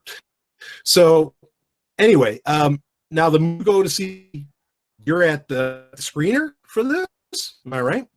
Yeah, well, when I was scheduled to wait in line for my day was the day that they had, like I said, the screen with app for the Lucasfilm employees. I didn't actually get to go and see the movie. I was just there when they were coming out of the theater. Right. Okay. So you see this movie. How are you feeling, if you can remember? How are you feeling, like, say, 15, 30 minutes, maybe even an hour in? How are you feeling about this? Honestly, it took me a while to process it. I think I was just like, I wasn't negative towards it, but I was sort of like in a state of shock. Okay. And that's the best way you weren't negative, describe but it. you're watching what's going on. Yeah. Like I was like going, okay, that happened, sort of like, holy shit, like, and like, in a way, and here again, I'm not like, this is something that I think kind of like episode 1 established is like, like the possible side effects of hype, because the way that we had built it up in our imaginations, there's no way that like any movie could have ever lived up to what we imagined. Yeah. Yep. I agree. And so that was, it could have been the Force and it would live. Right, yeah, and so like that was basically where I was at, and that I persisted in that state for it must have been several days or a while, it wasn't until I think it was the following weekend that I started seeing different reviews about it online or in the news and whatnot, and that I was able to start gauging sort of the wider reaction to it, and like in a lot of ways, I was kind of like disappointed by, some of the stuff that was being written. In fact, I mentioned the journalist that I met in line going into the movie, and she wrote like a really kind of scathing article of it. I'm like, oh man, this is bad. This is like, and right. I remember especially there was one thing that kind of like just hit me really powerfully. And that, there was a lot of these accusations of sort of like, racist characters in episode 1s, like the Nemoidians and Jar Jar Binks and whatnot. And I was really disheartened by a lot of that kind of stuff. But there was a really good comic, and I don't remember if it was the San Francisco Chronicle or another newspaper. But anyway, there was this comic book strip, and that kind of sort of addressed that. And I don't remember exactly what it is, but basically it's somebody, going to the theater and saying, what can I expect to find in there? And then Yoda's kind of like standing outside the theater, and he said, only what you take with you. Ouch. Yeah. Yeah. So I mean, like if you go into it, taking some of these sort of accusations of racism and sort of that, like certainly you're going to find that if you're looking for it. Yeah. Well, that can be true for a lot of things. I think Right. that's pretty wise. Yeah. So a few days, for that few days, are you just like, no, that was a good movie, and then you start reading the reviews and you're like, maybe this actually wasn't good. Was that what was going on? Yeah, I think there was an element that I mean, like I honestly, like I don't even remember those days following the movie all that well. Here again, I think I was still just trying to process it. I hadn't really formed a strong opinion one way or another. I mean, I could tell you, like, my initial reaction was like, and people, we all stood up, and the movie got a standing ovation. And yeah, but at the same time, there was just sort of like, here again, like just this element of like taking in what I seen, because I mean, in a way, it was a very different movie from the original trilogy. I mean, you can't argue that. Yeah. And yeah, so no, it just is. kind of like, taking that in and trying to sort of like fit it in with the rest of we knew about Star Wars, not just the original trilogy, but the expanded universe and all that stuff that we were really into at the time. It didn't quite 100% feel like it synced up at the time. It didn't quite fit in. And it wasn't until later on that we got more movies, and really for me, like the Clone Wars animated series, that all this sort of kind of came together and became a cohesive universe again. Yeah, so I saw it. I go in about like 15, 30 minutes, and I can remember thinking, I'm like, okay, I don't know what's going on. Here's the problem, though. Here's the thing where like reality hits hard. Now, again, I really like this movie, and I saw it over and over again, and I'll explain more. Here's where reality hit hard, is that the second time around, now granted, I didn't sleep the night before, like I said, but I fell asleep like 15 minutes into the movie the second time seeing it. And I didn't wake up until the pod race scene. And then I was fine and awake and everything. And I think that says a lot about the movie. Right. And now when I would see it again, I would see this movie, ultimately, I would see it 6 times in theaters. After the 4th time, I'm watching and I'm like, no, actually, this is actually pretty good. Like, you had to see it that many times, though. But you had to see it that many times, I think, to really appreciate everything that's going on and really take in everything that's going on, because this is a big tapestry that George Lucas is playing on. And the prequels in general are that way. And so I want to say that, like, at first it kind of hit me that, wow, this might not actually been good, but my fandom wouldn't let me not believe that. Right. But then after seeing it a few more times, then I'm like, okay, no, this is, but then I'm starting to realize that there's things about it that there's problems. But then overall, like, after seeing it over and over again, it's like, okay, I mean, and I don't know if I just brainwashed myself or by watching it over and over again, but then like eventually I just learned, no, I really like this movie. But I had to see it that many times to really like it. So that was my initial experience of. Yeah, I didn't see it that many times. I only saw it honestly, I think the one time, because I mean, like, here again, I was literally a starving student at the time. Like, living in San Francisco isn't cheap, and like just going to see one movie was a huge luxury. Yeah, well, yeah. Like, how did you feel about it for those 20 years? I kind of gave in to the hate train for a while. Especially because of like Jar Jar Binks. I had mm-hmm. I ended up having a very negative reaction to that on subsequent viewings. And here again, like I said before, I kind of had a hard, you talk about George Lucas, like, and I agree with you. He was working on this really big tapestry, but at the same time, it's sort of like, it felt like Episode 1 was, like something that was torn out of the, another tapestry and pasted it in to the Star Wars universe that I know, and it didn't quite really it wasn't recognizable as recognizable as the rest of what I knew the Star Wars universe to be. And so for a long time, like I said, until sort of like further movies and the animated series and the comic books were really able to fill out that time period and expand on it, that it really became part of the same universe for me. So basically, it took it to have all of this like really, really make sense. Yeah, it really did. Like, I mean, like I have to give a lot of credit to the Clone Wars series. I mean, like, I've even had other friends tell me, like, for them, like, the Clone Wars show saved the prequel era, and I don't go that far, but I could definitely relate to that experience of it. And there's certainly elements that I like. I feel like Anakin gets better represented in the Clone Wars than the take he got in the movies. And I think that's just in terms of the length of time that they had to explore the character in the show compared to what you get in a 2-hour movie.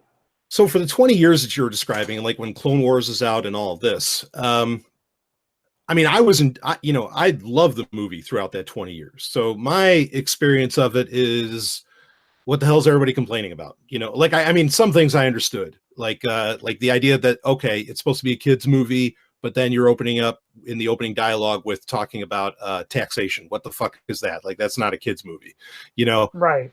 Like those arguments I understood. There's critiques that I really, really grasped, that I really got. And Jar Jar, nope, I don't like Jar Jar either. That doesn't mean that episode 1's a bad movie. There's plenty of movies where I can't stand certain characters.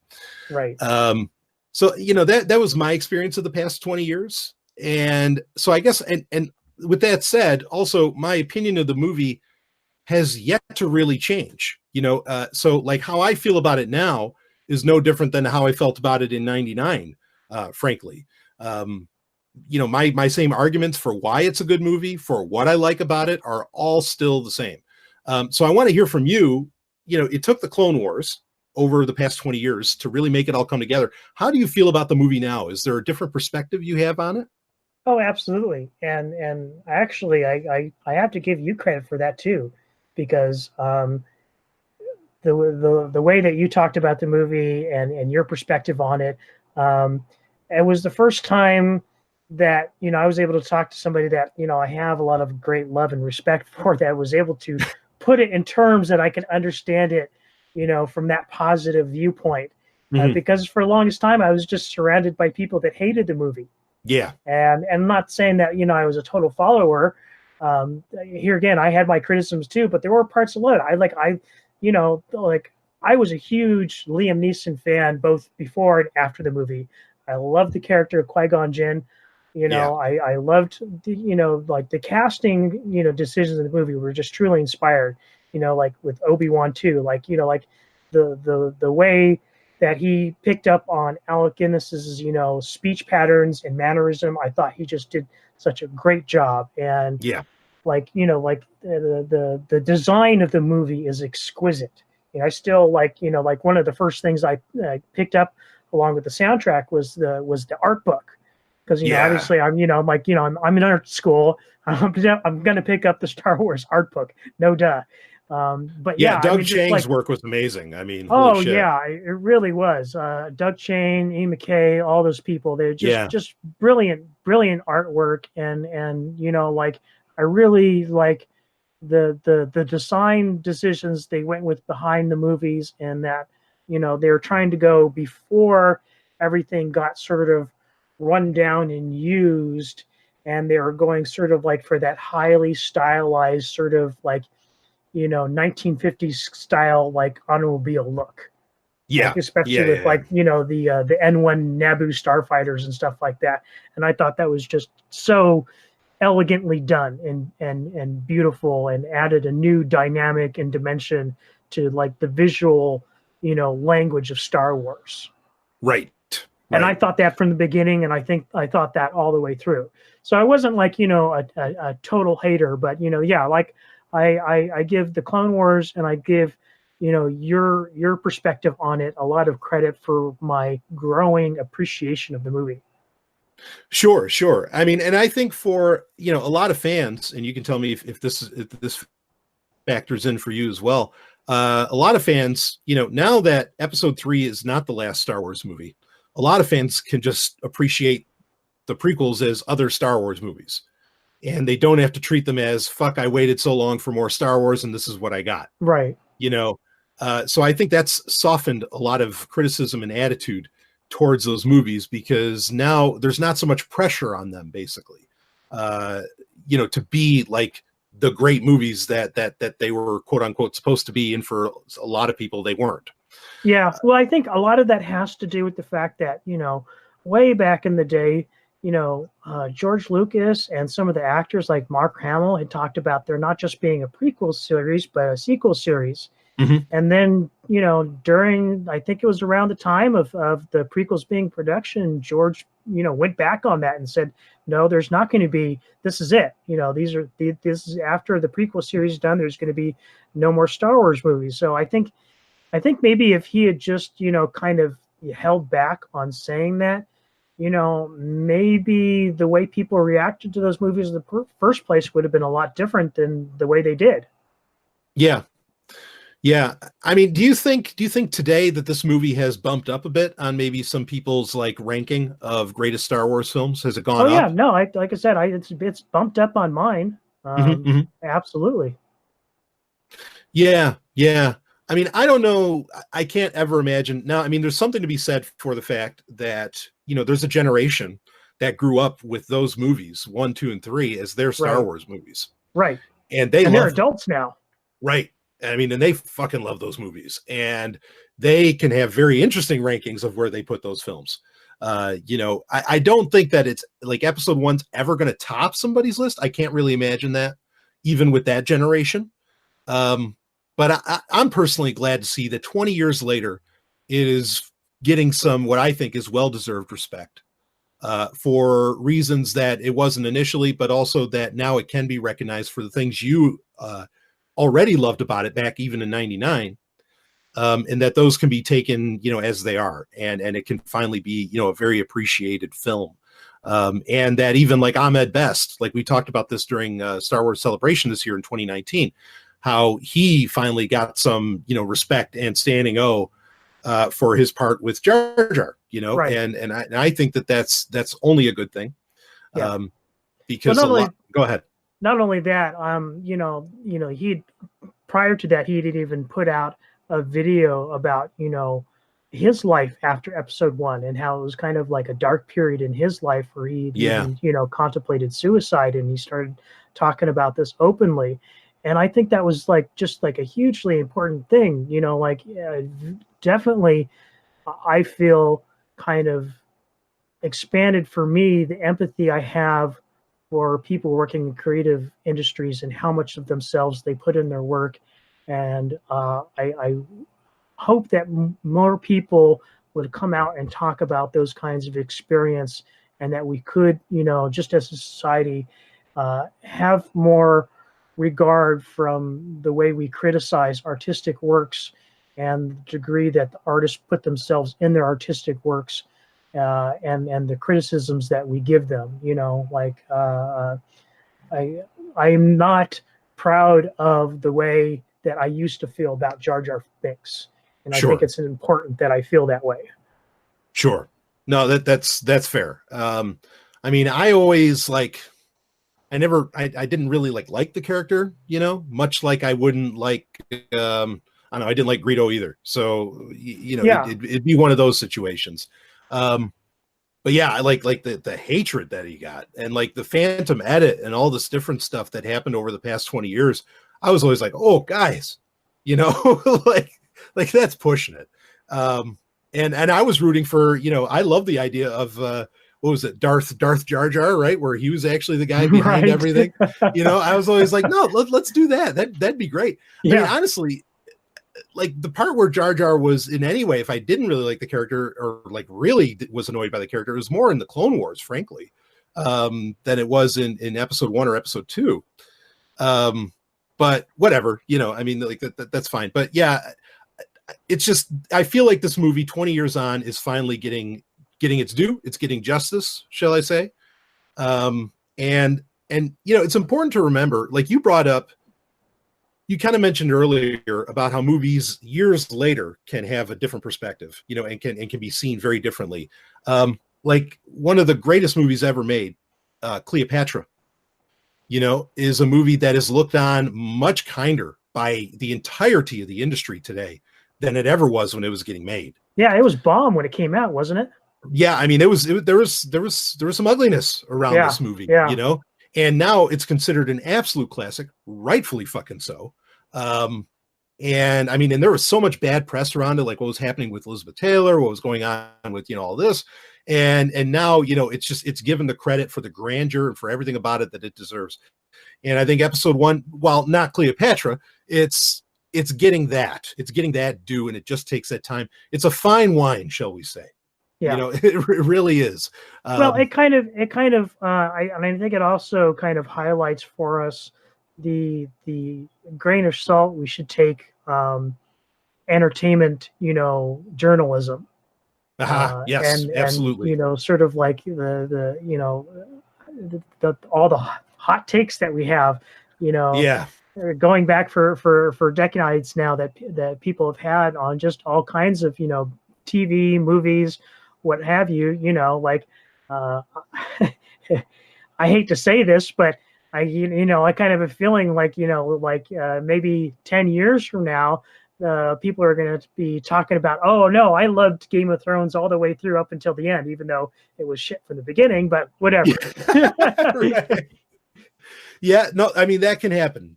Tastes change, lots of things change. Sometimes society isn't ready for something or whatever happens. Yeah, that's a good point to bring up, and a good warning on that. The entertainment journalism, especially the institutionalized entertainment journalism, I think be very cautious around that, because you don't know where the money's flowing with that. You don't know what the biases are, what the goals are, the aims are. Go ahead.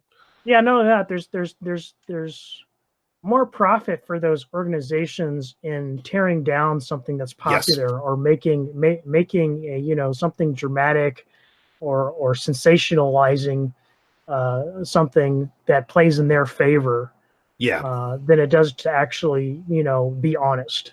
Yeah, no, I agree with you. Yeah, I mean, go where you want to listen to stuff, what's going down, go listen to the passionate fans, not to the, I don't know, whoever's working at, I'll say it, whoever's working at Gizmodo this week. Don't fucking go to them. Yeah, it's funny you bring that up, because there's a guy I follow on YouTube, and he was talking about what are the game journalists going to talk about now that Game of Thrones is over, because they spend more time talking about Game of Thrones than they do actually about video games. I'm like, damn good point. Yeah, right on. Oh man, it's such an ugly thing. So, but fortunately, episode 1 is no longer being seen as an ugly thing. It's, again, I think it's getting the recognition that it's due. And yeah, any other comments you want to make on episode 1? I mean, we're 20 years deep now in this movie. What kind of closing thoughts do you have, Rob? It is nice now that we live in an era where the Star Wars fandom does feel a little bit more cohesive, and that there was such a huge divide before in between whether you liked the prequels or you didn't. If I know for some people it was heresy to be a prequel trilogy fan. They still went out and paid and saw all the movies on opening day, but you were a filthy casual Star Wars fan if you actually liked those movies. Now it's finally nice to see that's no longer the case. Yeah, no, I agree completely. And I have been appreciating Disney's constant fealty to the prequels. And I mean, they really have. Even in something as simple as Star Wars Resistance, there's so many episode 1 references in that show alone. It's really, it's remarkable actually how many there are, or the amount of content written about Padme, about Padme Amidala. Right. We're getting another season of the Clone Wars. I mean, I mean, I can't think of, a greater way to appreciate that time period. Yeah, and who would have thought that back then? That like the most exciting thing that people, the thing that would get the most cheers out of people, say at a Star Wars event, was the announcement of we're going to get more Clone Wars. Who would have thought that? You know, I mean, even 15 years ago, like nobody would have thought that. Yeah, absolutely. I mean, I told you, I'm actually looking forward to that more than I am Episode 9. Yeah, damn right. I mean, it's exciting shit. So yeah, I mean, and that's, you know, real quick on that, like, I mean, another parallel for this is like Ahsoka Tano. You know, oh, you think that sucks now? You just wait. You know, you're going to love this character. Just give it time. Right. And that's the thing is, I think it do us well to sit on things for a little bit, you know, before we're a little too harsh.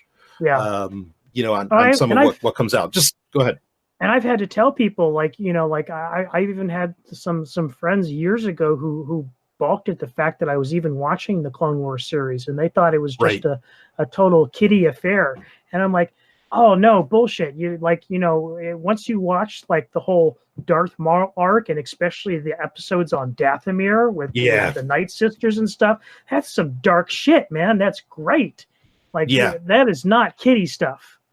Yeah, exactly. No, I completely agree. I completely agree with that. So, well, anyway, I'm glad that, again, that it's getting it's finally, like you said, it's experiencing a renaissance 20 years later, and people are on board with this thing, or at least they're starting to appreciate it.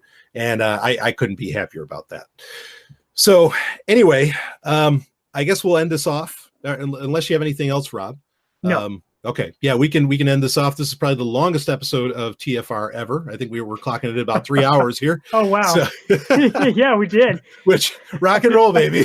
You know, we got a whole month's worth of stuff to talk about, and we actually review the comic books unlike other shows. So anyway, but I guess we'll end it off with the question that we either start or end the show with, which is, Rob, how are you feeling about Star Wars right now in May of 2019?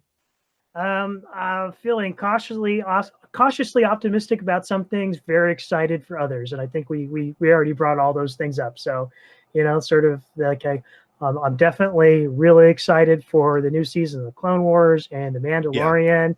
Yeah. I'm looking forward to Episode 9, but for various reasons, not all have to do with the movie. But yeah, feeling pretty good. Same. I'm going to say pretty good. I like that. I'm feeling pretty good about Star Wars overall. And I've been pleased with a lot of the extraneous content. Again, the Age of comics, the 2 productions that we talked about, you know, Master and Apprentice, Dooku, Jedi Lost. Those have been fantastic. Yeah, I'm pleased with what I'm getting in Star Wars land right now. So anyway, we'll wrap this baby up. Rob, as always, you know, I want to quote Charles Dickens or something, but it's not the worst of times. It's fucking best of times. Just straight up. We can just cut the sentence off right there. Whether Star Wars is doing well or not, this is the fucking best time. Yeah. So, well, I mean, we've always said that, you know, Star Wars is like, you know, like the Star Wars is always going to be great. Like they can't take away anything that's come before, and we can always appreciate and love and enjoy the experience of that stuff for all of eternity. Damn right. So great always doing the show with you, because, you know, we'll always have TIE Fighter, and that's why all of you will always have TIE Fighter Renegades. We'll see all of you on the other side.